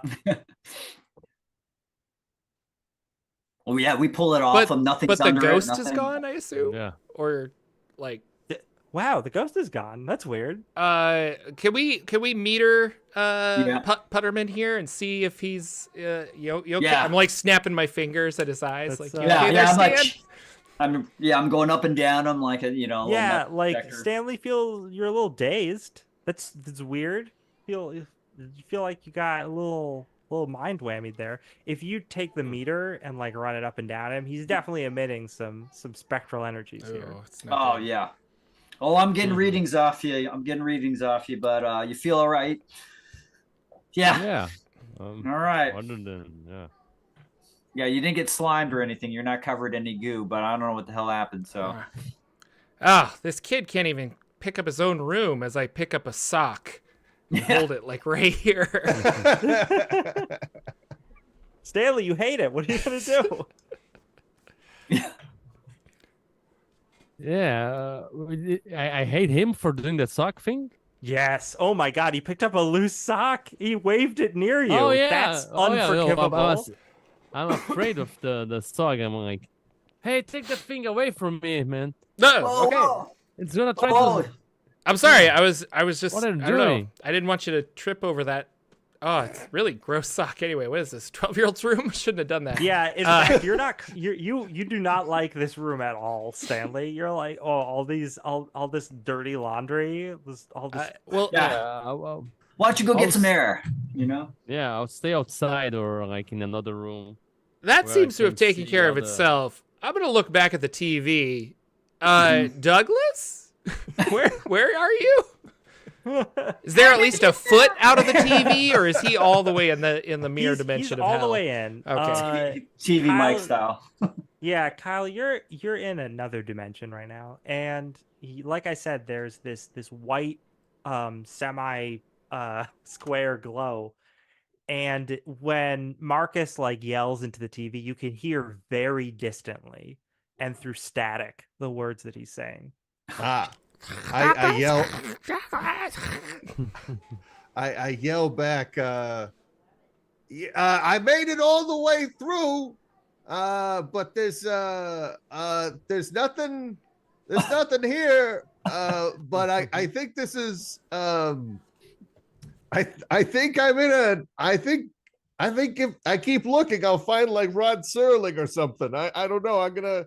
You guys coming after me, or is old Dougie flying this one solo? Is there? Here's a fun idea. I don't know the system Turn but off the can TV. I spend a brownie point to find something useful? Like specifically, I want to find a remote control car that I feel like this kid would have, and I want to tie like a sheet or a rope to it to try and like zip it towards him to be like, come back. Yeah. And I feel like I want to help him with my MacGyverism fanism to use anything to build some kind of with all those random parts. You know what? That sounds great. So I would say spend. I would want like 3 brownie points for something that specific, but I'll do it doesn't have to be all you spending them. I'll My pitch in. character could spend Yeah. some if you want. So I'll pitch in 1.5 brownie points. Friday, there you go. I'll pitch one, and we all pitch one. Okay. Okay, there Everybody you go. is outside. Yeah. Okay. Yeah. Stanley, you're outside in the hallway, or you could go to the fire escape if you wanted to actually get some air. But Sean has followed you, and he's like, and he keeps poking you, and he's like, "Whoa, are you possessed?" And I go, yes. And he looks at you. He's like, "Cool." Oh my God. And then he starts talking. I'm gonna go to the you, fire escape yeah. and see if I can spot any crack on the wall or anything to see, and I can this Ooh. hidden 13th floor or anything like this. Yeah, let's actually deal with that right now because I did have something for that. If you go to the fire escape, you can see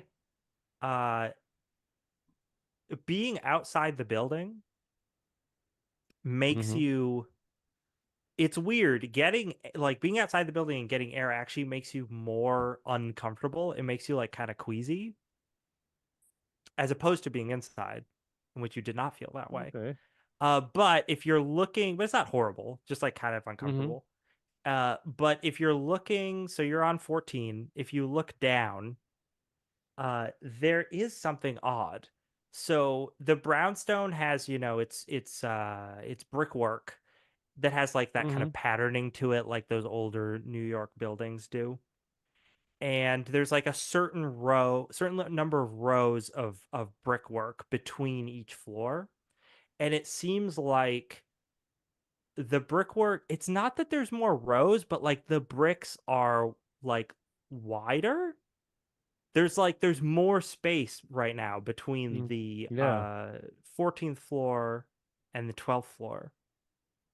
Can I tap it a little bit to see if it's hollow? You know, If you tap it, you can't tell if it's hollow necessarily, but you notice it grows like a quarter of an inch just as you're looking at it. Can I touch it and see if it grows larger and larger and It doesn't touching it doesn't seem to, I mean, it grows like touching it more doesn't make it grow more, but as you're watching it, you do see that like if you watch it for like 10 minutes, it is noticeably getting like a little bigger and a little bigger. And I call them to check this out. Do I see any kind of window or crack or anything I could peek on? Not I'm gonna say not yet. It seems like the space between the 12th and the 14th floor is expanding, but it hasn't like developed any kind of like structural stuff yet. Okay, I'll see if anyone comes to check this out. I say, hey, I'm seeing something strange here. Sean comes over. He's just like, whoa, it's never done that before. I'll go back to the door and tell them that the space between the floors are expanding. All right. Yeah, I'll relay it into Marcus as he's talking to Doug to Buff inside the TV. We better get Buff out of there. I think this is where we're supposed to go. I think this is I think you guys should come in here. I think can I kind of like tap on, is there like a ceiling I can reach in here or something? So you've got you can barely see the floor. It is very dimly lit. There's fog everywhere. There's shafts of light that seem to be coming from above you, but you can't see any ceiling.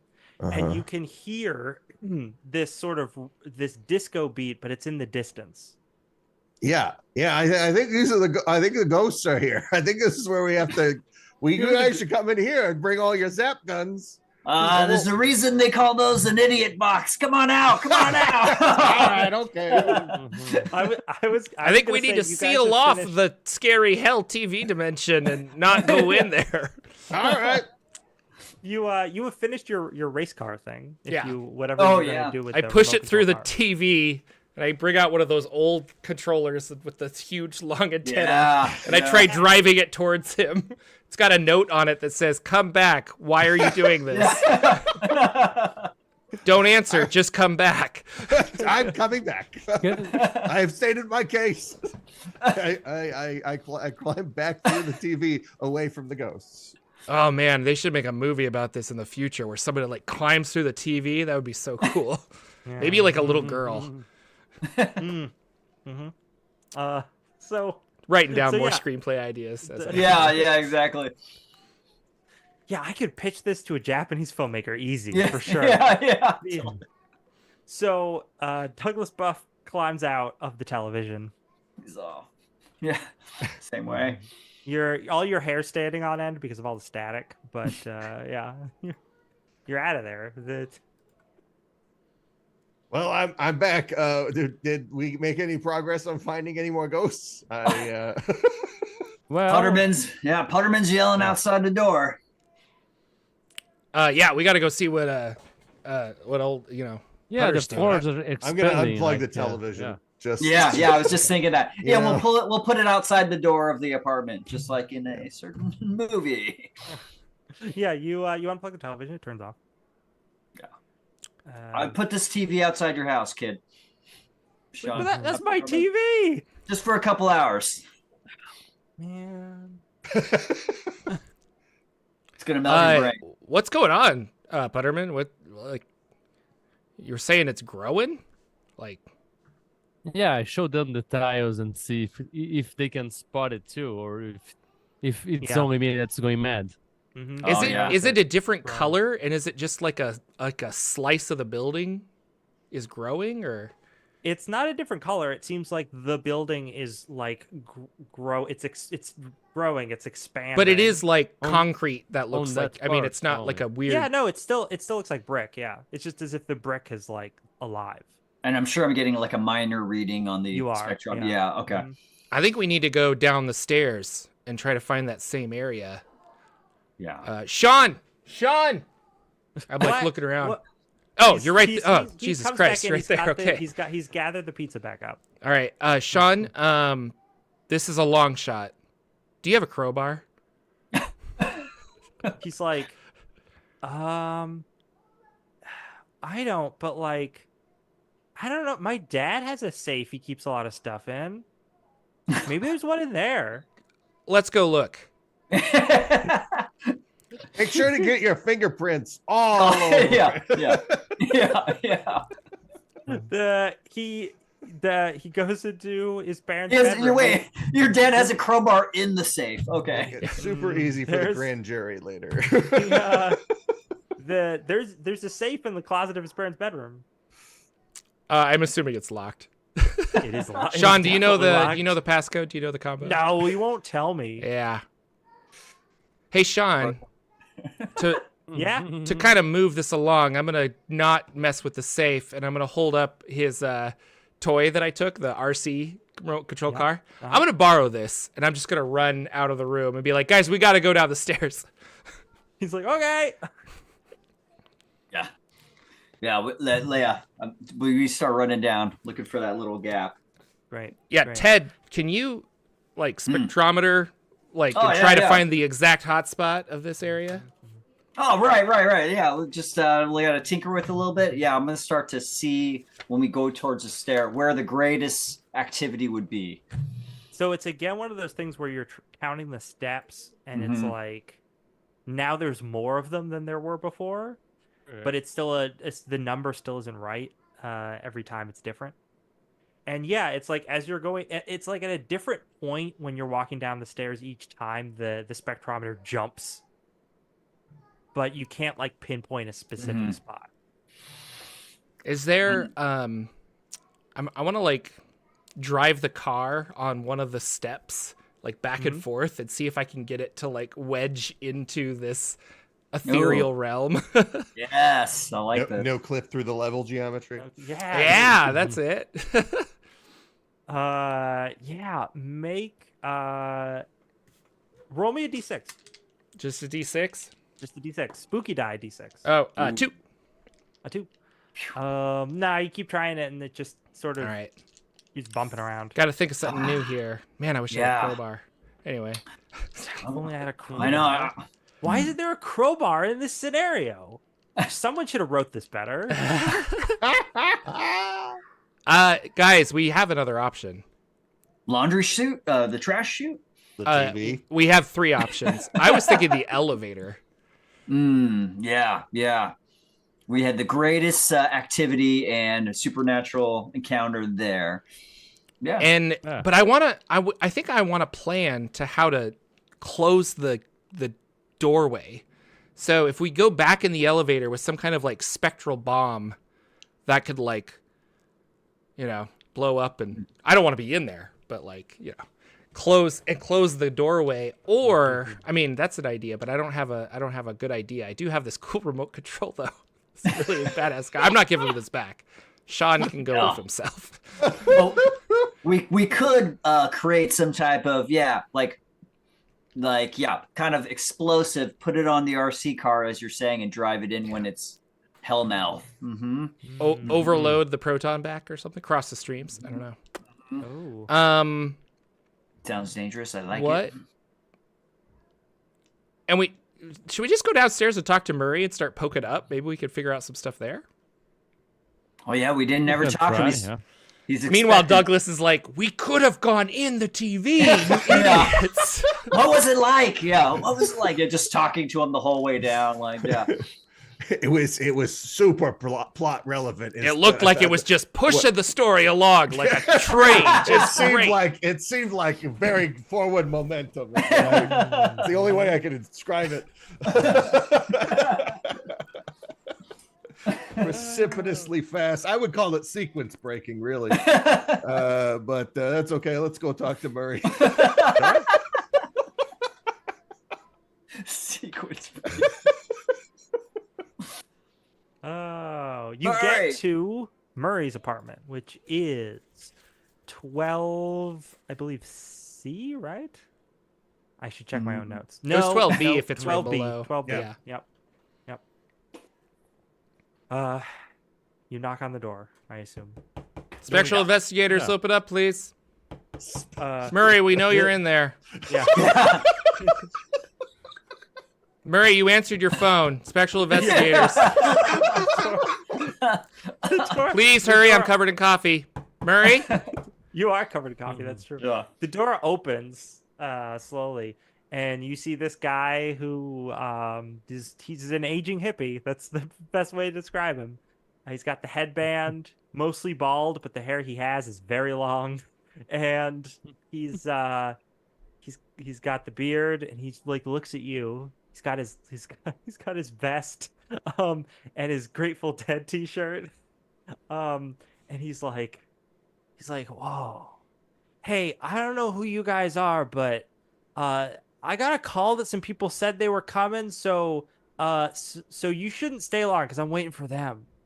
We're the disco inspectors. Have you heard any disco recently? His Sometimes eyes they go. can get into the rafters. Yeah. We're the disco inspectors. His eyes go wide, and he's like, "Disco, you better come inside." Yes. Yeah. And brings him inside his apartment. It smells very strongly of skunk for some reason. Yeah, strange. Mm-hmm. Oh yeah, you better spray some patchouli to cover this up and burn a lot of insects. Tomato juice, I've heard. Yeah. put a wet towel under your door, okay? Neighbors upstairs complaining about some smoke. Yeah, he's like, oh yeah. But yeah, no, you guys gotta see this. This is the weirdest thing. And he takes a record. He puts it down on his turntable. He puts the needle down. He's doing this all very slowly. He puts the needle down, and then he hits play, and you start hearing "Burn Baby Burn" by the Tramps starts playing. And he looks at it and just points. I checked to see if the LP is in fact matching, if the label matches the kind of music that is coming out of it. No, this is the Carpenters. Like. What? Oh yeah, it's just a mispress. That happens every so often. He's like, no, man, that's what I thought too. But this is crazy. Check this out. And he takes the needle off. And he takes the record. He puts it aside. He takes another record out. He puts it on. He puts the needle on, and the same song starts playing. Improbable at best. It's like, This one also is not the Tramps. Oh, It's just like it'd be weird if the second time he all does put them. songs, Yeah. all albums are like this. He's like, yeah, this just started like a week ago. I can't listen to any of my good tunes, man. It's driving me bonkers. Did anything else happen a week ago? Did somebody else move in? Is there a pentagram on the floor somewhere? Like, did you consume some drugs that have a long-lasting effect till It's now? He's like, oh man, there was something that happened a week. What was it, man? Bad acid. Oh no, he's thinking about it. He's definitely think there's something, but it's really, it's hard for him to determine. Murray, do you have this album by the Tramps? No, man. Past 68, I was out. You know, there's nothing good got pressed after that, man. I mean, this When he says that, I look around. I'm like, is the walls shake or anything like sacrilegious or? No, nothing like that happens. But but if you look around his apartment, yeah, it is all like psychedelic rock. There's a lot of vinyl in here, and there's nothing post like 19. I mean, maybe the ghosts just really want that album, guys. And we just need to find it and give it to them. I mean, we got disco. We got this album. Maybe we should play him the soundtrack that we have recorded. Just see what happens, you know? Oh, maybe sure. play it at the same time with the record. I don't know. Maybe we could chant along to it or something, you know, summon the dimension. You got any bongos? I'm sure you do. We got a hacky sack. He does. He Not does. a big drum circle here, yeah. Several beanbag chairs and Let's get this party started. Yeah. Oh gosh, some panpipes. Oh, yeah, there's a lot. But he's if you play the tape, he doesn't have a cassette player. But if you have like a Walkman or something, Putterman. Putterman's got it. Yeah. Yeah, we can put something together. I feel like he's got the yellow Walkman and a whole bunch of different Walkmans, I'm sure. Yeah, there's if you play that for him, he hears it. He's like, and he as he's listening to it in the headphones, he just goes, "Oh man, it's St. John." He takes it off. It's the boogeyman. and then he's like, I remember. And then he runs into the other room and he grabs some old newspaper clippings. Ooh. From like a week ago? Not from a week ago. No. These are from 1979. The summer of 79. Specifically July 13th, 1979. And the clipping is about, it's like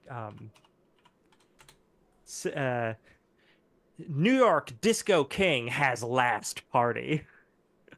And you see there's a picture of this guy and he's like this kind of like heavy set white guy with like a perm and like a 3-piece white suit and a good look. Oh, he looks Sumerian for sure. And the article is about this guy Harold St. John, who was a local radio DJ and also club promoter in the late 70s and was really into disco, and he had these really prolific parties at 34th and Lexington. He had bought up an entire floor of the building and would just have these wild parties there. And the newspaper article talks about how like there was this disaster, there was like a fire, a bunch of people died, including St. John. Does it mention ley lines? No, the newspaper article does not mention ley lines. I'm sorry to say.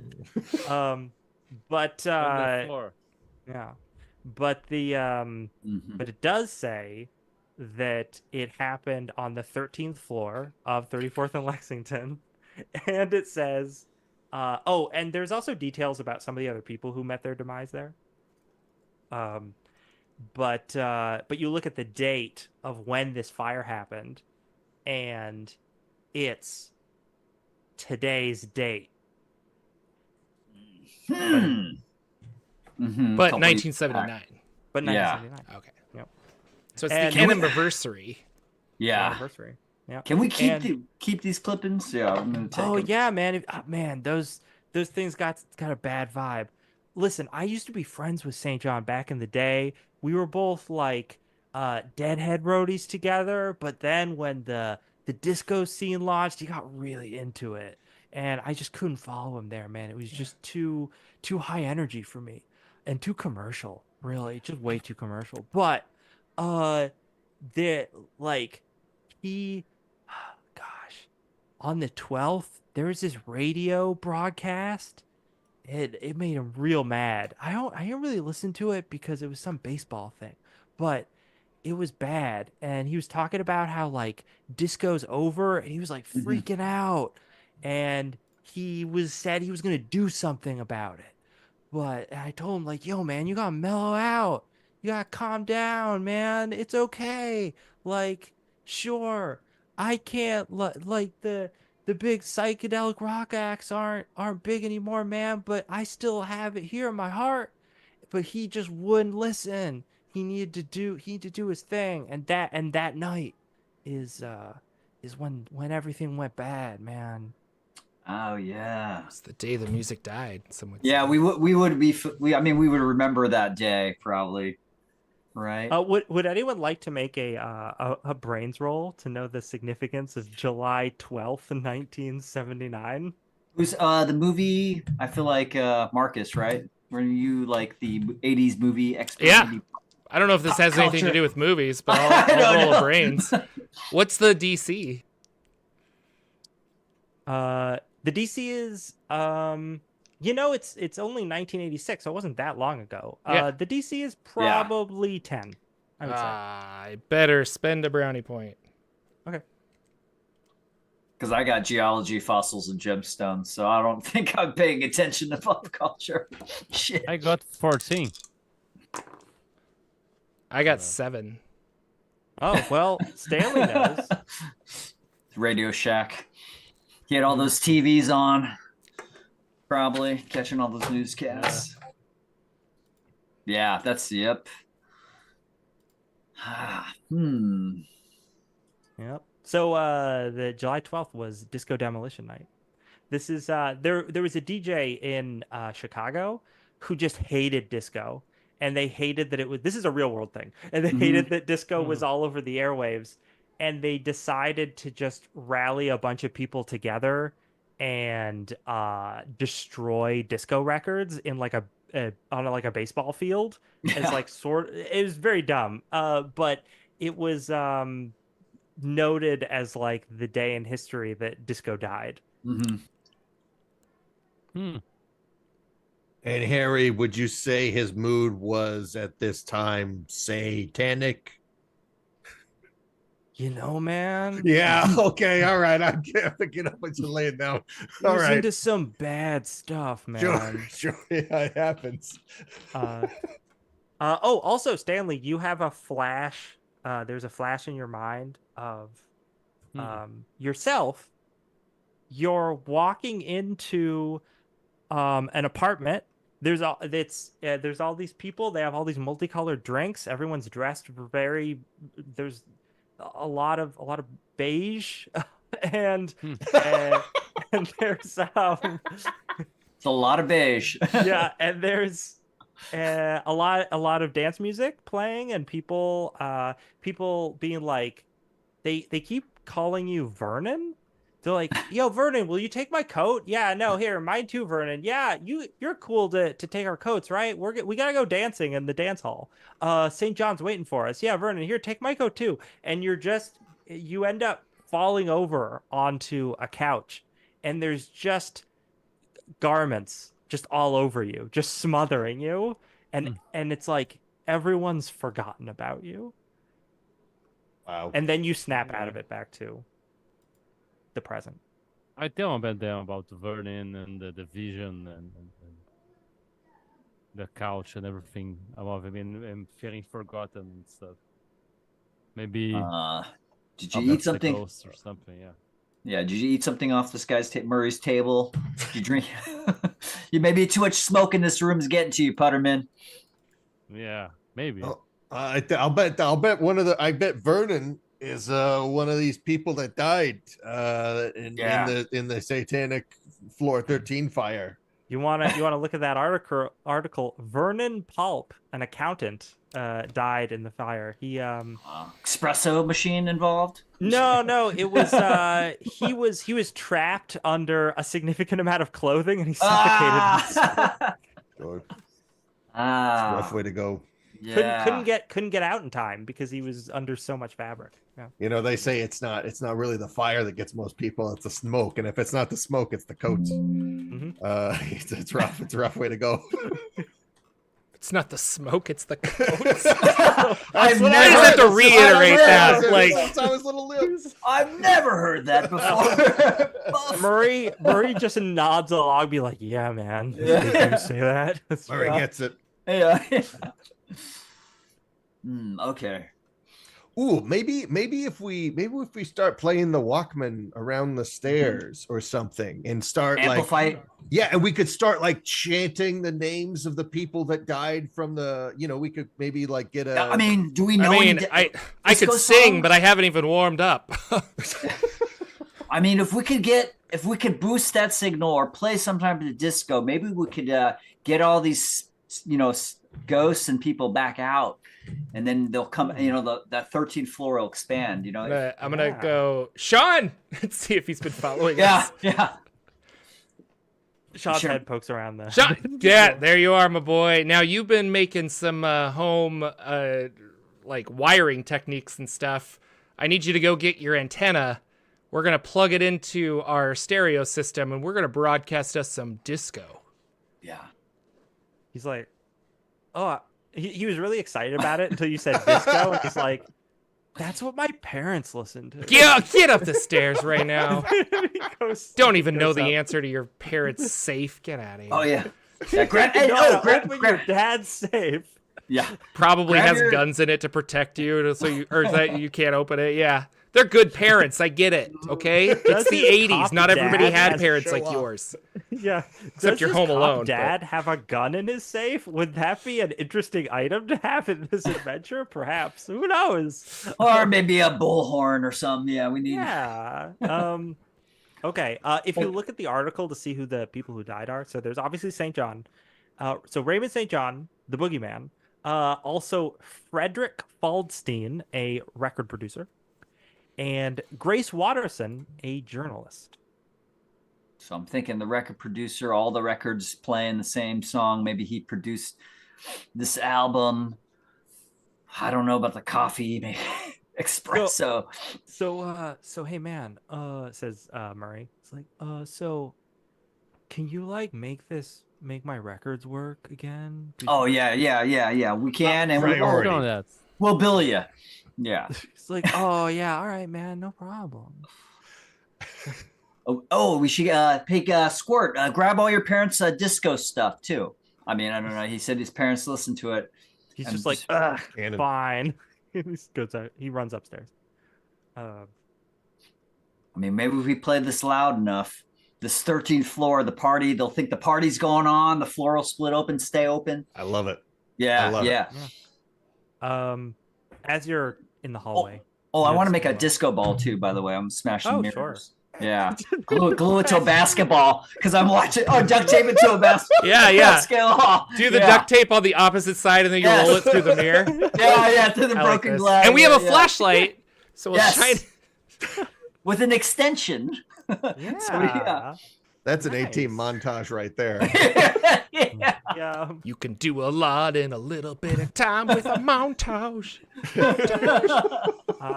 You can roll to build that thing. Yes. Please. All right. Brains. Okay. Brains. the disparate materials that you don't necessarily immediately have on hand, I'm gonna say it's gonna be like a 15. You're just gonna have to find some So I stuff. got cool. My cool is like recycling based on MacGyver, my favorite show. Oh yes, that's true. That's true. So yeah, this could be a cool. Yeah, you can use it there. Okay. All right. 4. Oh, that's a whole lot of die. Okay. 10, 20, 28, and 3. So 31. Oh, you're fine. You more than doubled the DC, which means you make a really actually very nice disco ball setup.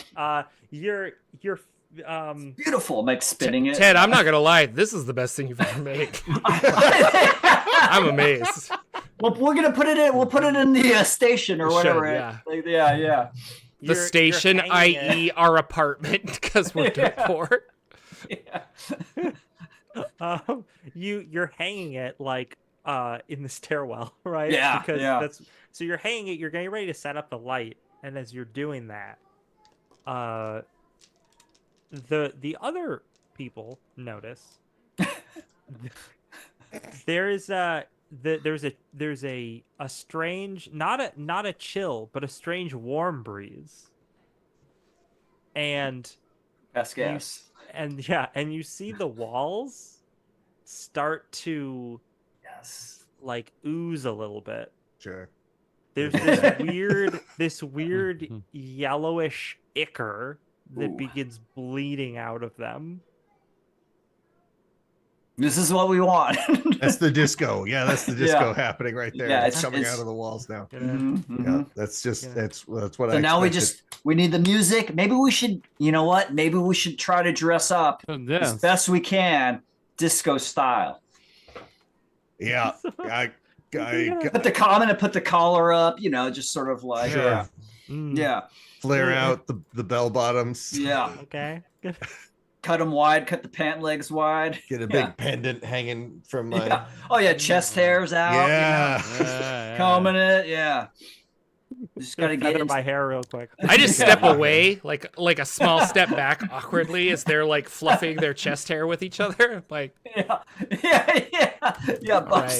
busting the moves. Yeah. No, you wanted to be a spectral exterminator. Come on, Marcus, you can do this. Are you good as this ooze is coming out of the walls? Do you investigate that at all? Specifically, Marcus. Or probably. Stanley, because Marcus will investigate. I'll take a pencil. Poke it. So some of the goop comes off on the pencil. I'll look around for a glass and I'll put some of it. I don't know what. Like, I'm not a super smart guy, but like, is this ectoplasm? Like, is that what I'm thinking? Ectoplasm? It doesn't. I'm not gonna taste it, Lex. I'm sorry. Taste it? Oh yeah, this is ectoplasm. That's right, cherry flavor, if I recall. Yeah. So it's weird because you have encountered ectoplasm before on the job, and this does not have the consistency of ectoplasm. Does it smell like a melted record? It doesn't smell like a record. It smells like cheese. Cheese? Cheese. Yep. Cheese.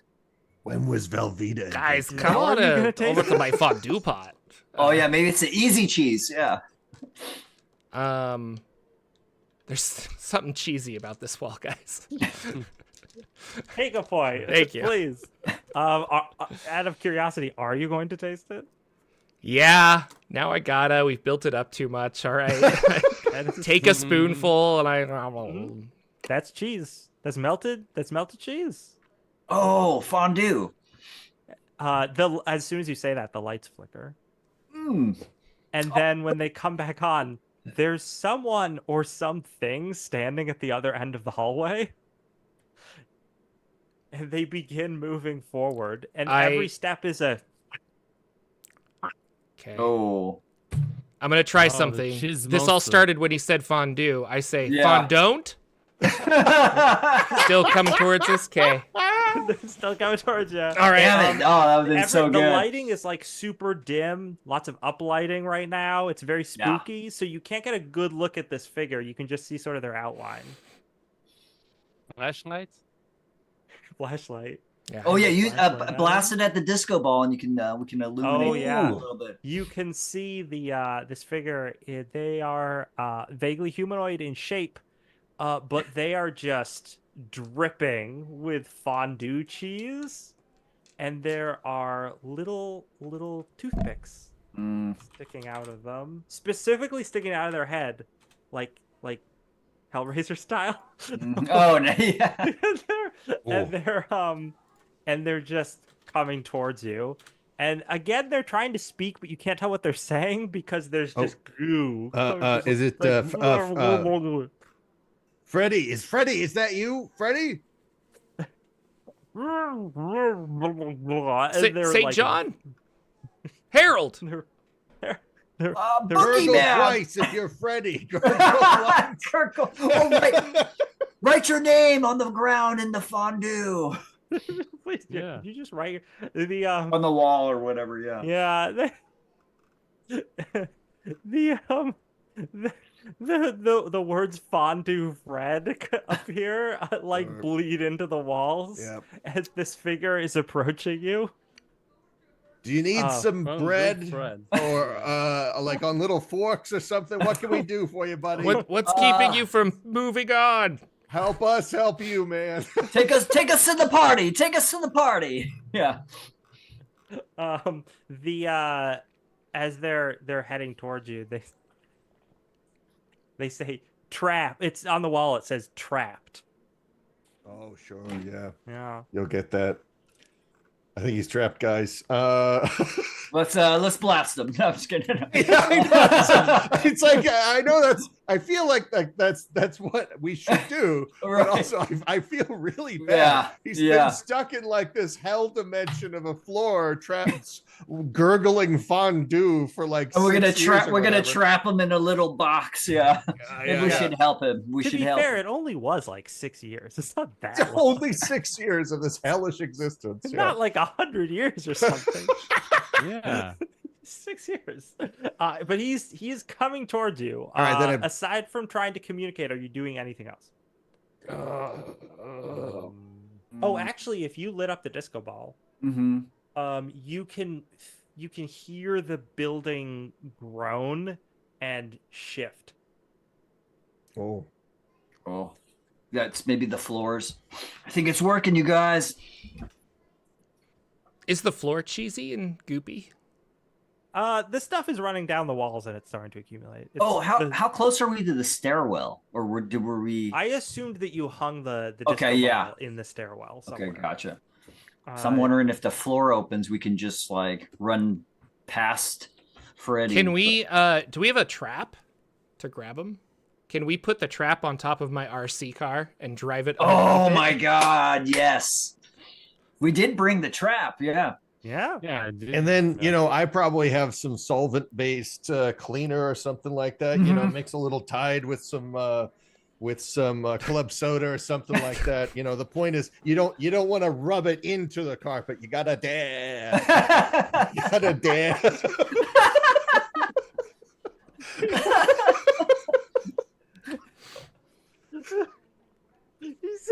Yeah, he wants to get the stains out. I Come get on, it. this is my thing. Yeah, this is his thing. This is his thing. There's gonna be a big mess. A lot of fondue fondue. creature has almost reached you. Oh, I cleaned the fondue creature. Yeah, I want to you're drive gonna this clean thing underneath it and Yeah. activate the trap and try to trap it. Which of those things is happening first? Are you gonna try? I'm gonna clean him into the trap. I'm going to distract him, right? So it's like it's a pincer maneuver. That's good. That's good. Okay, so I need 2 rolls. I need, what is your cleaning thing? Is your cleaning thing muscles? What is? I have it under moves. Yeah, I use moves then. That makes sense. And I would say. I mean, mine's pretty cool. Yeah. Definitely.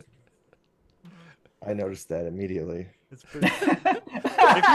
if you're attaching it to the RC car and trying to drive it under at the exact right moment, then I'll give you cool for that. I feel like I've been accidentally very rude this whole time, and I am so sorry. No way. No. Oh my God, too funny. 5, 6, 7, 8, 9, 10. Yeah. For me. Okay. Ooh. 26. Wow. Okay. Well, I was gonna say Jordan may need some more points, but Kyle's roll makes up for it, so it's fine. Dab. You You run gotta up- dab. Yeah, you start dabbing, and you're getting the slime off. So one of the things you notice about this creature is it's not. It is some sort of ghost type creature, but it's not like immaterial like most ghosts are. It is goo, right? Like it is manifest slime. But as you're dabbing it, you're breaking up the chemical bindings of the cheese. Yeah, It's it's a starting solvent. to It's working. yeah. And the creature starts to become more ethereal. And as it starts to become noticeably more ethereal, Marcus gets his trap right under it and hits it. And that allows the thing to be sucked down into the trap. Yes. That's beautiful. Beautiful. That's really cool. As I just like dab the wall again. That was like teamwork, right? It's work. Sean comes downstairs and he's got like a milk carton that's got a bunch of records in it. And he's got like his antenna thing under his arm, and he's like, "Oh, sick! It's like there's snot everywhere." It is like that, and it doesn't taste too different, if I am honest. And you can eat it too. Yeah. Wow, cool. And he starts trying to scrape the cheese off the wall. I'll grab all the music stuff, and I'm gonna start getting Putterman, like queuing all this stuff up. He's like 6 years old. Cheese golem. Yeah. I kept searching fondue golem. I couldn't find one. But... It's gonna have to be created. Yeah, jelly, I think. I can't believe that doesn't exist. I know. Shocking. So it's like a monster for everything. All tabletop RPG ideas have already been done, guys. Like every single one of them. There's nothing new. Except fondue golem, apparently. Yeah, apparently it hasn't been made. With a Hellraiser face, yeah. Just little sticks. Very good. Very good. Yeah, so, I mean, we'll start pumping that disco loud. Yeah. Got that disco ball lit up. Start pumping that music. Some of the records were definitely not disco, and you have to like look. Sean doesn't know. We just throw. Some of them are. Yeah, there's let me see what we got on here. We've got oh gosh, there's some ABBA for sure. Some of that works. Earth, Wind and Fire, there's some Donna Summer. Yeah. You could there's a Jackson's record in here. Late 70s Jackson's record. That'll be perfect. You queue up a track. Oh, actually, tell me what track you're queuing up. Just, do you have any ideas? Oh man, where's my pun masters here? We got any good songs that we could use for this? Let's see. Disco song. Shoot. Not my strong suit. Not my Jeopardy category here. I mean, "Staying Alive" by the Bee Gees. So. Right? Yeah. Of course. Yeah, classic. There you go. Okay, "Staying Alive" by the Bee Gees starts up. Hell yeah. Staying alive. Anyway, but better. That's what it sounds like. Yeah. Picture and that louder. The Sean is like, "Oh, this is weird." He sort of like backs away. Cover your ears. Cover your ears. Yeah. And yeah, the building reacts. The whole building like groans, and you see the elevator next to you opens, and it's just that mist, and those multicolor lights are shining out of the elevator doors. I enter the elevator. Yeah, it's time. Everybody, power up. Already starting up the proton pack. I take one more bite of fondue, and then I follow him in. Yeah, we're all 70s out, but we have our proton packs ready to go with our shirts open. Yeah. Yeah, there you go. Sean, keep the music alive. I'm trusting you, buddy. Yeah, don't let it stop. Yeah. He's like, do I have to? This Yeah, music's you have lame." to. You Until really the- You know. want to it's a see this toy Slayer. again? Then you're gonna do what I say. Fine. Have you ever damned 4 men to hell forever? If you don't want to start, keep that music going. Yeah, we'll haunt you. We're gonna haunt the shit out of you. Oh, don't tell him that. He'll like that. Oh yeah. Just keep playing it. Don't stop until the building stops moving. Yeah. You go into the 13th floor spectral realm dimension. If anyone was looking at the outside of the building of 34th and Lexington, they would see a 13th floor has grown into the brickwork of the actual building. Actually, no, you have the building owner is standing outside trying to like hang aside, and he looks up and he's just like, and he sees this extra floor that has grown. He's like, and all the windows appear, and there's all these lights that start shining out of them. It's like clearly extremely supernatural, and he's like, "Oh, free real estate! All right." Just like a landlord. Yeah. Yeah, it's like, wow, I wonder how much I can charge for that. Yeah. So, meanwhile, you walk in, and there is a dance floor. The doors to the elevator shut behind you. For a moment, there's blackness, and then multiple lights light up, different colors, hitting a disco ball, illuminating the whole room. Dance floor, multiple colors. It's like checkerboard. It's got the different colored lights on it. At the far end of the room, there is a DJ's turntable with a record spinning.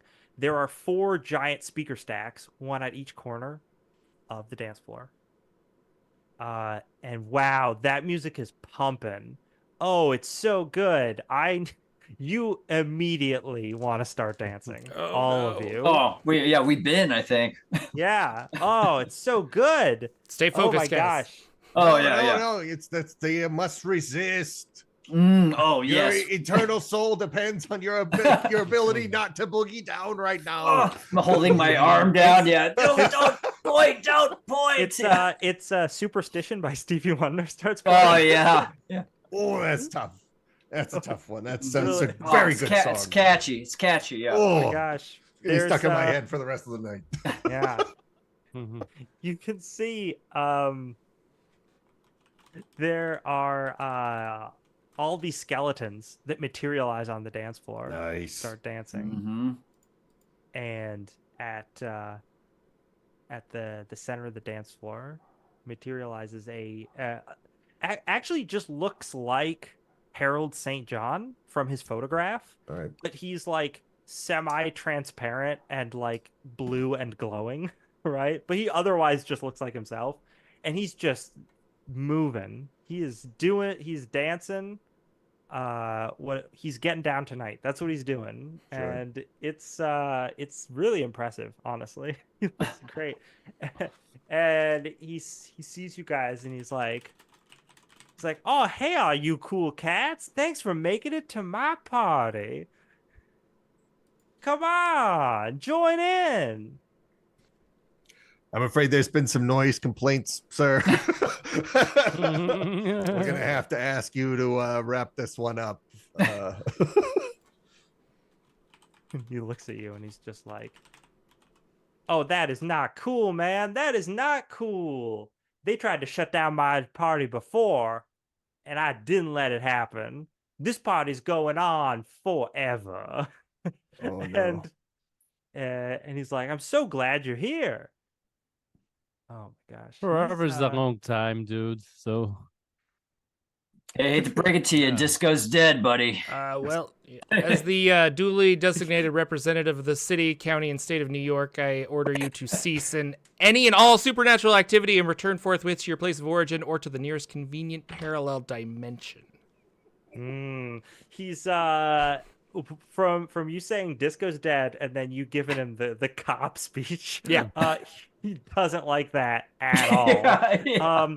And he floats up in the air and he's like, He's like, nah, man, nah, that's bogus. Disco ain't dead. Disco never dies. And then you see the speakers sort of that are like thrumming on each corner.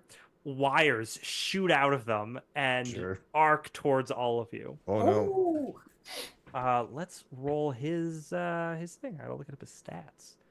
Harold St. John, the Disco King, the Boogeyman. Okay. Nice Boogie! I just got it. Yeah. It just that's came together good. for me too, right there. I'm all, oh. That's like I thought everyone got that like a while ago. Nope, sorry. Yeah, It just yeah. elevated. It's going to be Yeah. another 3 minutes, and I'll actually get it. So Yeah, it's just a delayed reaction for me as well. Yeah. Ooh, okay. So not only did I roll pretty well, Ooh. but I got a 6 on the ghost die, on the spooky die. That's good for us, right? When a spectral exterminator gets a 6 on the spooky die, a spooky thing happens, and that's bad for them because they're human. Right. But when a ghost gets a 6 on the spooky die, they get extra ghost stuff because Yes.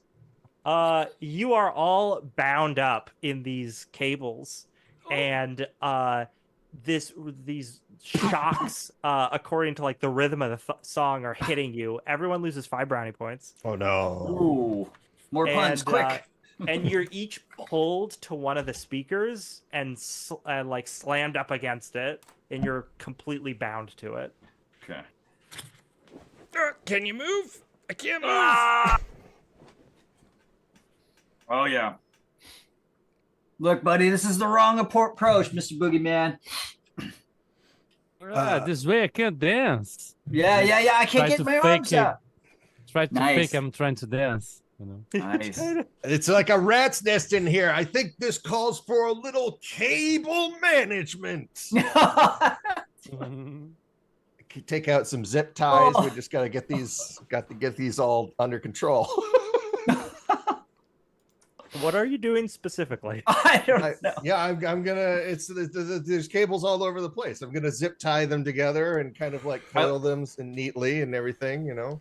How exactly are you doing that with your arms pinned to your sides? Well, I was hoping that the pun was going to give me the power of cable Jesus or something. I don't know. That's a nice thought, but it wasn't that good a pun. Sure. If it was a better pun, then yes, that would have worked. Okay. All right. My mind's like, yeah. If I can reach my Swiss Army knife, because MacGyver carries one, Sure. I will try to cut my way out of some wire. Oh, okay. Yeah. Give let's see. Cool. Your MacGyvering is cool, so Cool, yeah, yeah. you can do Okay. cool. This will be a tough roll. This is probably gonna be like a 20 because you're totally like tied up right now. All right, that gives me 7 die. All right. Oh gosh. All right. Let's see. 5, 15, 18, 20, 22. Oh, you did it! Nice. Yes. You I used the scissors. I used the scissor one actually. You know, the Swiss Army scissors. Oh yeah, there's a little tiny Yeah. Take that, tension and consequences. Yeah. But I had replaced them with wire cutters. No, I'm just kidding. Yeah. You're able to cut one of your arms totally free. Cool. You have access to your items and your other things, which, well, let's say next round you can do something. But right now, at least one of your arms is totally free. So you can either next round try and get the rest of yourself free or do something else. Okay. What are other people? Are other people going to try to do anything this round? Well, he's tying us up with wires, right? Yeah. So I'm gonna try to distract him talking about the wires and the technology and why maybe using these wires is not that ideal. And just so you know, he gets distracted, and when they try something else, he maybe gets a disadvantage. I don't know if that will work. That's an interesting idea, especially because you can talk to him about how this sound system is actually wired all wrong because you know. Yeah. You're just like, listen, you can get way more bass out of this. Yeah.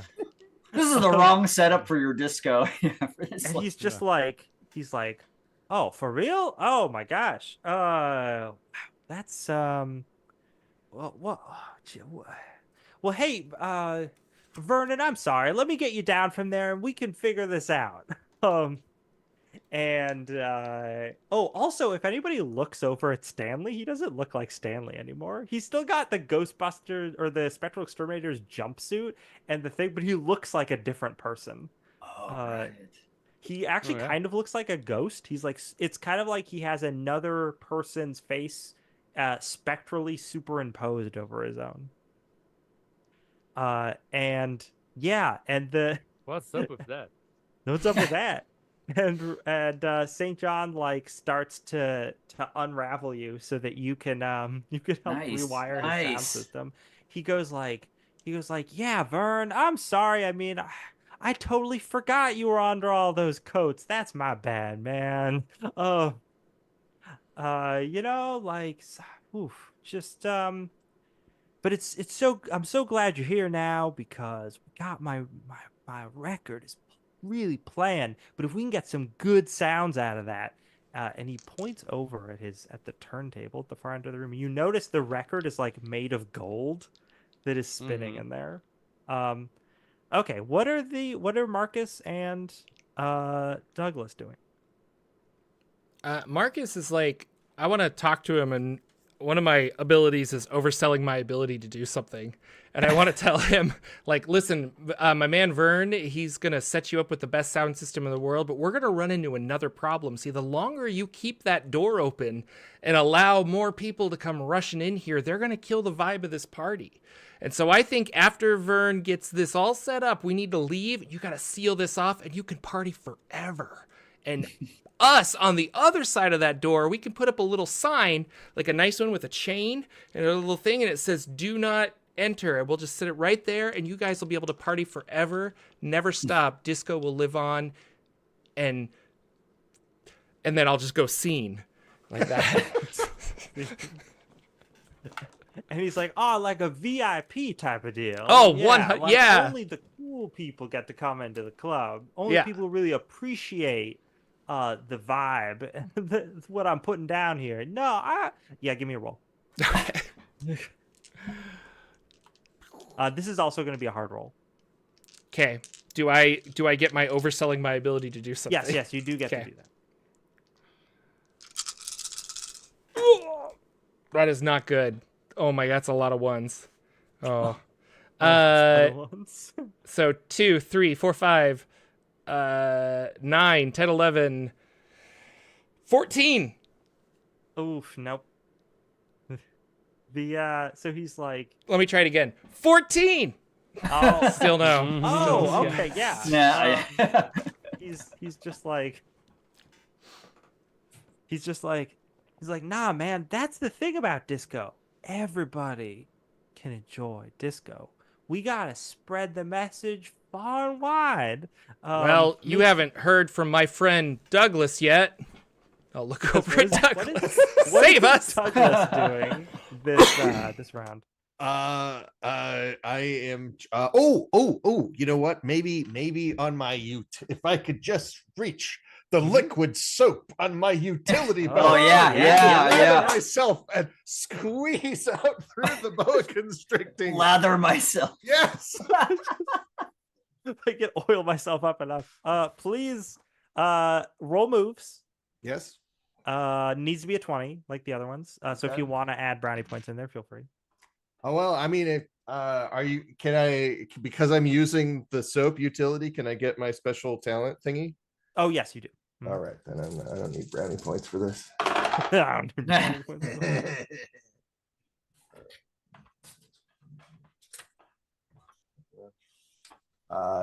27. How does that hit you? Wow. Yeah. I've never been more lathered. You slip out of there. You both your arms are free. Like your upper body has slipped out. Your legs are still bound, but All right. the rest of you is free. Then I immediately start helping Marcus out of his bind. Well, you are each at separate corners of the dance floor. Oh, So I you're see. nowhere All near right. each other. Well, then I don't do that. You don't do that. But okay, start with next round. The ghost acts first. The boogeyman is just gonna be like,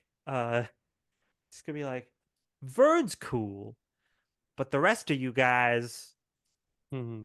I don't think you're picking up what I'm putting down. That a lot. Nah, nope. Let's see here.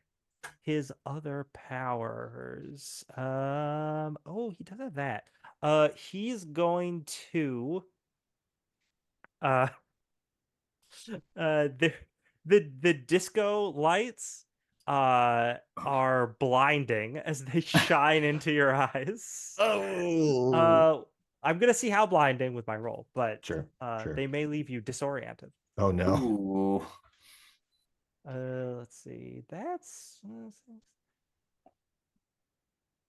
um yeah, they're not actually that bad because I didn't roll that well. But you've seen a lot of spots. You're not totally like blinded by it, but it's definitely just like kind of disorienting. You're probably gonna lose a couple dice Sure. for whatever you're. I'm gonna say you're gonna lose 3 dice for anything you're trying to do that's gonna rely on sight. Okay. But you can still do those things as opposed to being blind and not being able to do those things at all. And he's just hovering above the dance floor and he's like directing the lights. He's like, he waves his hand and like the light moves, hits the disco ball, like blind, it hits you all in the eyes. It's a cool move. It's Yeah, pretty cool. yeah. I like it a lot. Cool. That's very Yeah. cool. What starts playing next? Let's see. Le Freak by Chic starts playing. Ooh. Pretty good. Ooh. Okay, what are you folks doing? I would like to blast the speaker with my proton pack. Oh, which Ooh. speaker? I'm over next to one, right? Where there's one. I thought you said there was one. You're still partially tied to one. But I only need. No, my I know. hands are free, right? Yeah, your hands are free. I'm just saying that if you're blasting the one that you're tied to, that's fine. But if it explodes, you're tied to something that's exploding. That's all. That's all you might want to worry about. That's just how the Doug buffs. What can I say? Okay, that's fine. Mhm. What do I roll for that? Oh, that to blast something that's gonna be moves. Just give me that. I'm not gonna put a DC on it because it's something you're tied to, so you don't have to like aim at it. All right. But I want to see how much of an explosion we're getting here. Do you want me to roll a spooky die? No, I want you to roll to your moves. All right. And depending on how well you roll is kind of like how well that's going to be mitigated. Awesome. All right. You know what? I'm going to toss in. Can I toss in? I'm just going to toss in 2 brownie points. Sure. Yeah. Just, while we're here. All right. Oh my. Lucky 13. How's that too? Okay. Well, Lucky 13, you blast that speaker and it explodes. You're no longer bound to it, which is good. You take 3 brownie points of damage, which is bad. But you are propelled.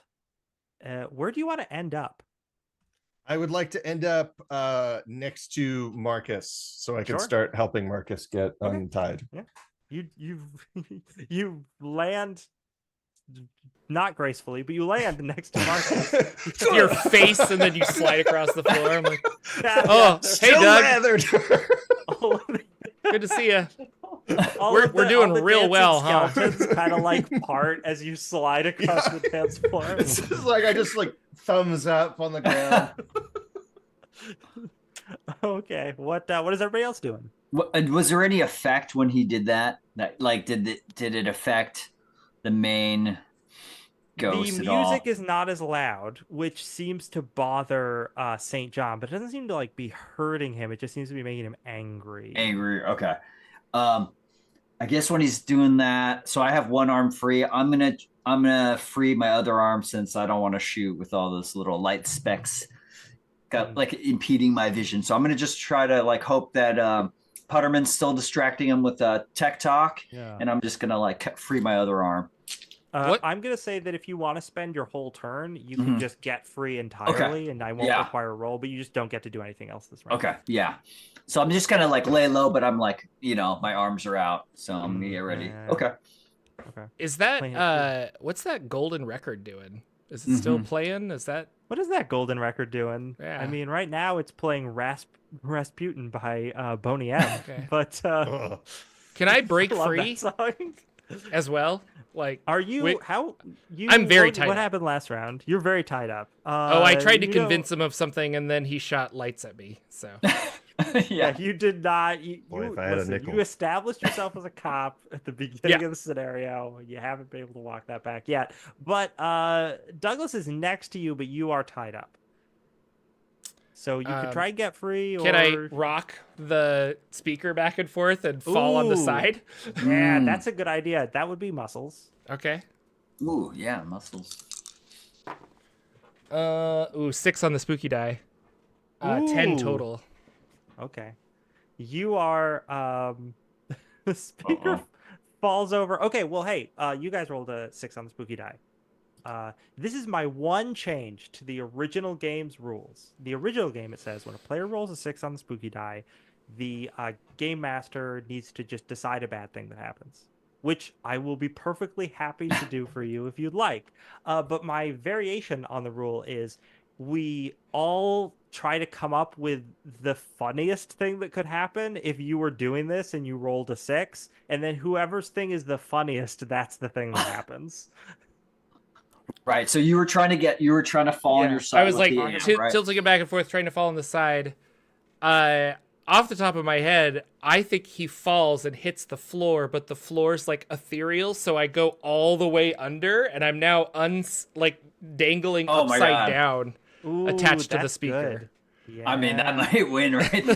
That's pretty- And I'm like, whoa, like muffled noise. I sound like the ghost that was on the sheet. Vernon. I think it actually like swivels and falls over on Douglas, Oh, that's good which too. which squeezes and like fires Douglas across the room in a random direction to be determined by a dice roll. That's what I awesome. think. That's very pretty good. amazing. Very Actually, good. yeah, because he's all lathered up. I'm lathered up, baby. He's like a human torpedo. Yeah. Any other ideas? Oh, I kind of love that one. I kind of love those too. I think that's That is pretty good. Yeah. I vote Douglas. Same. I can't. Yeah. Okay. All right. Human torpedo. Oh. All right. Let's roll to see in which direction you go. I'm gonna say that if you can get a 1, you can careen into the record player. Let's see the other 2 guys, or maybe I don't know how cardinal directions work on a map to a D6. I want to say D4, but there aren't any D4s in this game. Can't do that. I'm gonna say, let's see, 2 is Ted, 3 is Stanley, 4 is the skeletons that are dancing. Yeah. Like right under them. Yeah. 5 is St. John. So you go up in the air and collide with him. Maybe you go through, maybe you don't. I don't know. And 6, which would be a ghost, you're propelled out of the 13th floor. I love it. Shit. I love it. So, That's amazing. am I rolling this or is Jordan? I don't care, whichever. All right, I got Roll it. I got a dice. Ooh. That is a 5. Oh my God. Oh, it's St. John, almost right? a 6. Yeah. Yeah. That's perfect. Actually, that's what we want, kind of. You See what fly upward and you pass through St. John because he's spectral. Sure, that'll happen. But then you realize that right behind St. John is the giant disco ball, and you collide with it, and the disco He's ball full of glass. shatters. Ah! It just explodes. You take 3 more brownie points of damage from that. It's quite it's painful. in my fondue wounds. Yeah. So, No! it's all jammed on. and just like a shower of like glitter, the disco ball rains down. Yeah, it's like a disco version of Suspiria is what I imagine when the shoots the ceiling. Little pieces. Oh, it's gonna sting with all that soap too. Oh, That's rough. Oh, yeah. Ooh. So, and I might say that you could be like hanging by the rope that held it up if you want. but the disco ball is destroyed. Yeah. And my best creation. Raven or Harold St. John is not happy about that. And that does seem to weaken him. Ooh. He drew a lot of power from that disco ball. Mm. All of his spectacle is gone. Now it's just the light up dance floor, which is still pretty cool. And there's fog machines. And the golden record player. Yep. And a golden record. So it's still pretty cool, but it's not as cool as it was. Okay, who has yet to act? Stanley, you have not acted, right? This round? Yeah. Well, my plan was to maybe try to still distract him with the sound thing and really delay with the music and the influence he's having on things, and when maybe someone do blast him, use the trap right under him as he's distracted thinking am I an ally or something. Well, I know that last round, right, you were saying, like, let me try to rewire your stuff. And he was like, cool. So he's expecting you to go, or he was expecting you to go over to either mess with any of the speakers or mess with the turntable setup. So you can do any of those things and you won't arouse suspicion. Yeah, I will go for the turntable one. Yeah. Okay. Yeah. So there's a turntable, there's this golden record that is spinning in it. Yeah, it's wow, there's you don't even need a spectrometer to feel the freaking supernatural energy just radiating off of this thing.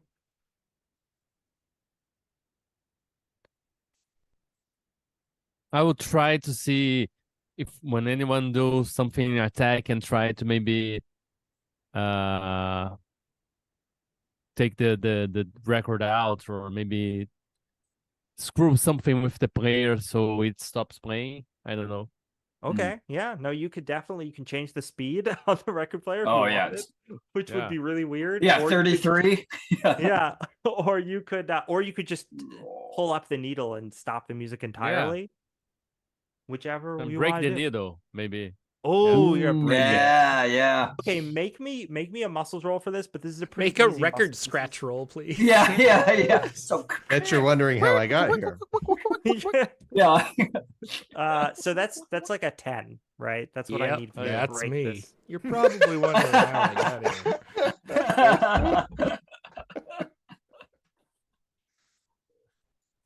here. 11. Oh, Yes, you did oh my it. God. You break the barely. arm of the record player, and the music immediately stops. Perfect. All of the skeletons turn and look at you. Harold St. John's, who's floating there, immediately turns and he's like, "What? Where's the music? You can't stop the music." No. That was everybody. Everybody acted, right? Okay, cool. Yeah. Raymond St. John or Harold St. John is so upset. The boogeyman is so upset. But looks significantly weakened. Like, he's got way less glow. His hair doesn't have the kind of lift that it had earlier. Yeah. He actually looks more corpse-like in his appearance.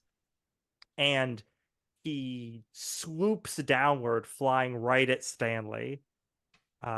He wants to, like, wrestle the record away from you.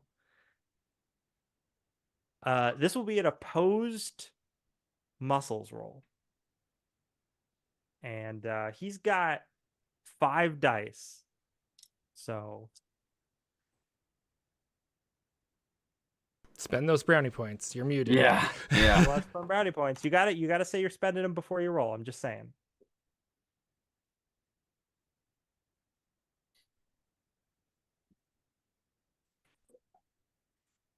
You're muted. We can't hear you. Oh, yeah. Still muted. Like in I Zoom, spent you're 4 muted. points. There you go. I spent 4 points. I got 18, 19. 19, nice. Okay, I rolled terribly. I got like an 8. So Thank God. yeah, you more than doubled it, which means not only do you stop him from getting it, you can like kick him away Yeah. from Perfect. you. Yeah. That's somehow you're able to make physical contact. It's almost as if you're merged with a spirit, and he's a spirit, which allows you to punch him. Mhm. Ghost Uh, strats. Yeah, you push him away, and he falls backward, Perfect. over the record player onto the dance floor. He's wearing these really big sunglasses, and they break. His bell bottom like tears a little bit because he like trips over it as he's falling Sure. backward. Oh, he's weakening. I Yeah. hate to see So, it. yeah, uh he's like, not groovy, man, no. And he's very weakened. What A perfect time for me to blast him because I had freed my second hand. And he's Yeah, weakened. And I was counting on Putterman to kick him because when they got close, I was afraid I was going to have to blast Putterman too. So A risk I was willing to take, just not looking forward to it. so it's moves, right? I'm going to moves. use. It's a roll of 10. Okay. Yeah, I'm it's going to easy. spend, but still, man, I don't know. I'm going to spend 2 brownie points. Okay. Just to ensure. All right. Okay, I got 12, 15. I got 20, but I got a 6. Well, so you doubled, which means you deal double damage. So you're going to extra hurt him, Okay. which is good, Yes. especially in this situation. But you got a 6. So what do we think happens when you Right. when you blast with a 6? The obvious thing with proton packs is Right, the proton pack like breaks, or it could like get set into like you've put too much charge in it, and now Yeah. it's like revving up, and if you don't get rid of it, it's going to Yeah. explode. Yeah. That could be fun. I feel like it's overheated. Like I used it so much, it's basically gonna potentially explode. So I'll have to get it off. Yeah. So that's someone else. That's off the top of my dome, but I want to hear what Same. other people think. The only thing I can think of is if at this point, like the building super runs in through the extra door that we made in the staircase. It goes, what goes on? And then like I don't know, like his pants fall down. It like hits his belt buckle and his pants fall down. Listen. Yeah, I like. You Hey, asked. I like You literally looked at me and you asked. Right. What you got? I was- restraining my movement. I was wondering Scott, if, like, zapping him, somehow the ghost traveled along the proton beam and is now possessed Ted. So we have Vern and Ted that have to, like, duke it out. Or the guy comes in, his pants fall down, and the spirit possesses that guy. Yeah. Pantsless ghost. Yeah, Pantsless ghost. Yeah. No, I like that. So the building owner comes in. He's like, what's going on? What's all this ruckus? I gotta clean this place up so I can make luxury condos. And then the energy beam like arcs and hits him, and it's hitting the ghost, and it's hitting him, and then the ghost energy goes into his body, and now he's And his pants fall down. Yeah. Let's not forget that his pants also fell down. Which is kind of Very amazing closely into the because now microphone. he was like a disco, like his form perfect in disco. Now he's this like bald older guy in the modern time. Yeah, I like this. I like this. What a He's reality check. disgraced. Reality check. Yeah. Life comes at you fast sometimes. Oh my gosh. So he's Oh, do I need to roll damage or is it auto? Like you do not roll okay. damage. Okay, no. cool. For reference, when you hit someone with a proton stream, it deals 1 point of damage to the ghost's ectoform, and if you double the roll that you need, then it deals 2 damage, and if you triple it, 3 damage, and that's how nice. damage is done. Okay. Yeah. So you did do extra damage because you doubled the roll. Yes. But Right. yeah, I mean, the boogeyman is in a bad way. He's in a lame body. His music isn't playing. His disco ball's destroyed. Half of his speakers are not functioning properly. And he has no pants. He has no pants. Yeah. He's embarrassed in front of his entire party. All of the skeletons laugh at him. Yeah. None of them are wearing pants either, but it's Right. fine for them. Yeah. It's less weird for skeletons. What does everybody else do? So we've got Douglas hanging from a wire at the top of the room. We've got who else is around? Marcus, you're didn't you fall over? I'm You're still tied to the up, thing? I guess. How do I get out of this? You gotta get out of it. You could have somebody help you out of it. Somebody Stanley help. could help you out of it, or Douglas. Yeah. Somebody could help you out. Yeah, of it. I'll get off the wire and try to help. Try to help out. Yeah. Again. If you want to just spend your action, you can get him out of there. Yeah. So cool. So now, Marcus, you are free to act. Thanks. Oh, I'm out. I don't know. There's a lot that happened. It's a lot to absorb. So we broke the record arm, and Yeah, he the has record player the doesn't golden work. record. Stanley is holding the golden record. I keep Yeah. thinking that there's some kind of like key to putting the spirit at rest or something, but maybe I'm thinking incorrectly. But like, do we break the record or should we run out of here? That's what I was thinking. Yeah. Mm-hmm. I'll just shout, "I trust your judgment. Break the record." Yeah, I'll break the record then. That will Yeah. my legs or something. You break the record over your knee. So would you say this is a record-breaking session? Oh. Wow. Yeah. Whoa. Get a points. point there. Give me the points. Give me Yeah, the get a points. point. You're very. We got our right. You pun deserve a master point. here. Yeah. You break the record, and suddenly the whole place starts to shake violently, and all of the entire sort of 13th floor, like this dimension that you're in, starts to get like wavy and immaterial, and then begin to get sucked into the pieces of the record. And there's all the like moaning ghost sounds and all this stuff, Sure. and everything's going totally nuts. The dimension is collapsing, everyone. Yeah. It's the vinyl countdown. That's great. That's very good. Wow. Thank you. Thank you. Take 3 brownie points. Yeah. Oh. Okay. So yeah, the dimension that you're in is collapsing. Just Yeah. I run. where do you run to? Is there an elevator door still open? After you came in and the door shut behind you, it's like that entrance ceased to exist. Oh. And everything's kind of getting pulled towards the record specifically. Oh. Yes. So the dimension is collapsing. Yeah, somehow the building owner got in. You're not sure, but he wandered in there. Yeah. I mean, we got in here. Ghost stuff happens, you know. Yeah. It's- Mhm. But he is also freaking out, Sure. trying to get out of there. All right. Yeah. I go.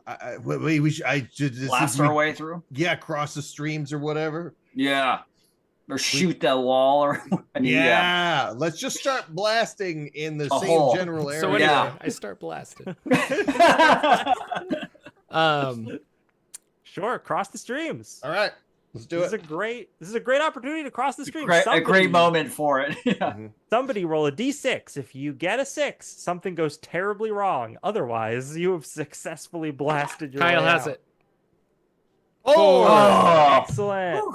You did it. I was nervous.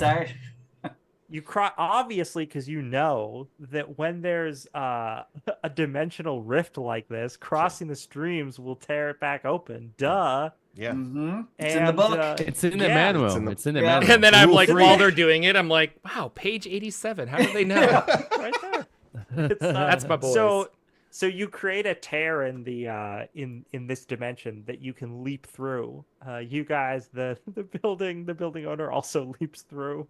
It is what kind of boxers does he have? Or what kind Oh, of it's underwear does he definitely the have? white boxers with all the hearts on it. Oh, It's, good. it's just like straight up Looney Tunes Yeah. boxers. Very good. So you all leap through. You hear the echoing cry of the other world as this place sort of is sucked in behind you, and then the rift closes and everything is silent, and you're just laying there on the 12th floor of the building. And the camera pulls back. I can feel it traveling on the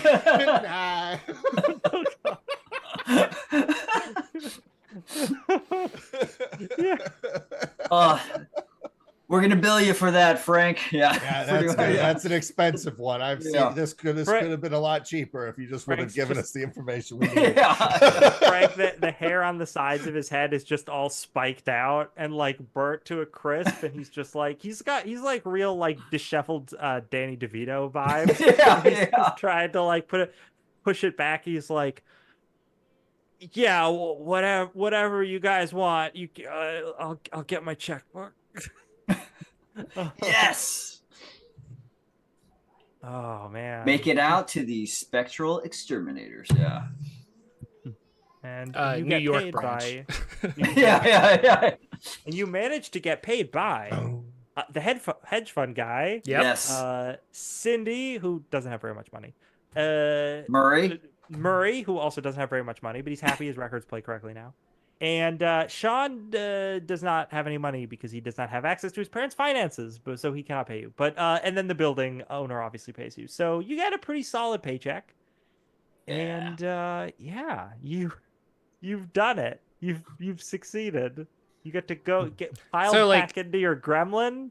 Yeah, like what if like we're all gone and it pans up and you see Sean and he's at the door and he's just kind of like sad, like, oh, they're gone. And then he looks down and from on the sidewalk, an RC car just starts driving down really fast, pulls up to him, and he's like, and then boom, credits. Like he's so excited. Yeah, but then who's controlling it? It's the espresso machine. Oh yeah, the evil espresso machine pops up out of the window, like or out of a bush or something. Like we've actually got a great post-credits thing because you guys aren't thinking, where's St. John? Yeah. He's still in the building owner. Sure. So there's a point where the building owner, after he writes you the check, he's grumbling. He's like, I didn't even get any free real estate out of that. Dang. And then he just starts singing. He like gets in the shower and he just starts singing the Bee Gees and it sounds like perfect. Oh, I love it. And there's this sort of spectral glow coming from like the shower mist. The echoing laughter of Vincent Price is heard. Yeah. That is good. Awesome. That was so cool. Yeah. Oh yeah. That's so cinematic in my mind. Oh yeah, is Vernon still in Stanley? Oh, Vernon or Stanley, how you feeling? Yeah. You look better. How am I feeling? Yeah. I'm feeling okay, right? We hold up a sock and see. We hold up some loose clothing and laundry. How am I feeling right now? Vernon can move on now because the dimension has been destroyed, so he's no longer bound here. You do gain better knowledge of accounting, so you get a special braids talent. Awesome. But otherwise, Vernon moves on to the great beyond. Wishing you farewell. And I can never eat fondue ever again. Tuberman's like, I can't touch that stuff. No way. I've become lactose intolerant. Yeah, exactly. Yeah. No, thank you. Oh gosh. Oh, that was awesome. Well, yeah, great adventure, and what a wonderful ghoul master you were. That was incredible. Oh, that was super rad. Wow. And if we hadn't started 10 minutes late, we would be ending exactly on time right now. Yeah. So thanks everybody for playing. This has been the 13th Floor, a spooky one-shot adventure for the Spectral Exterminators / Ghostbusters RPG that you can you can't check out this adventure yet. I am working on formatting it and releasing it because it's good. But it's very good. Yeah, but links down below though. Like check it out. But if you want to support this project, you can go over to my Kickstarter for Terror Vision, which is a whole campaign of this kind of humor. It's very silly and it revolves around haunted TVs, which is good. A haunted broadcast. and cable. There's a lot of things about network cable. A lot of Is that what I almost like left Yeah. this adventure and went into another adventure of TerraVision? Is that what you were gonna have to do?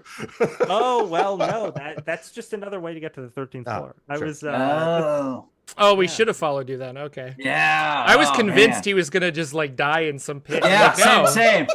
Like yeah. we gotta close it from the outside. As I was like, well the I thought the he was, thing yeah. is you hadn't dealt with a bunch of the ghosts because there are 3 ghosts, right? And depending on how many of them you're able to deal with, it affects how powerful St. John is at the end. And so when you went to the TV, I'm like, they haven't dealt with any of the ghosts yet, which means the 13th floor will be brutally hard. So Right. you could have done it. You would have gotten to that dance floor, but it would have been a lot harder.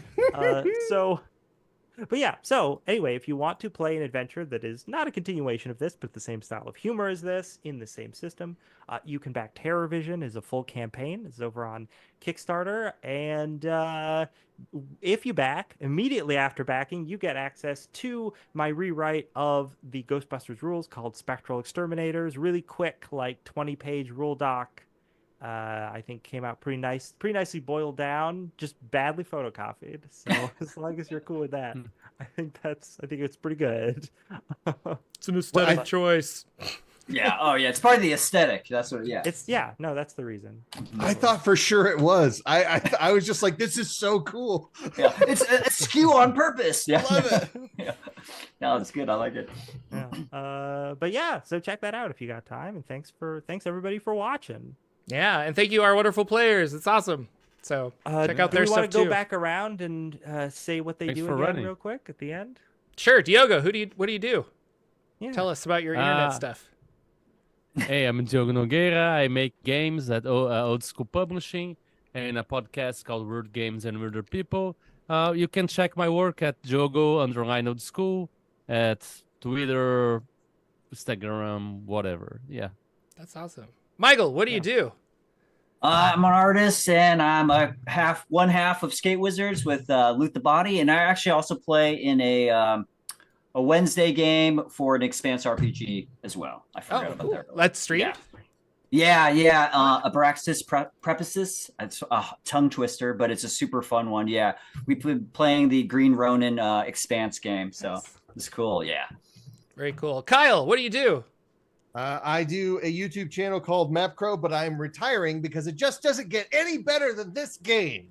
It's it's all over. It doesn't get any better, so we're calling it quits. We're calling it the chapter. You've peaked. Kyle Lucino has peaked, everyone. He's leaving now. You saw it. You lucky who are watching this. You saw it in.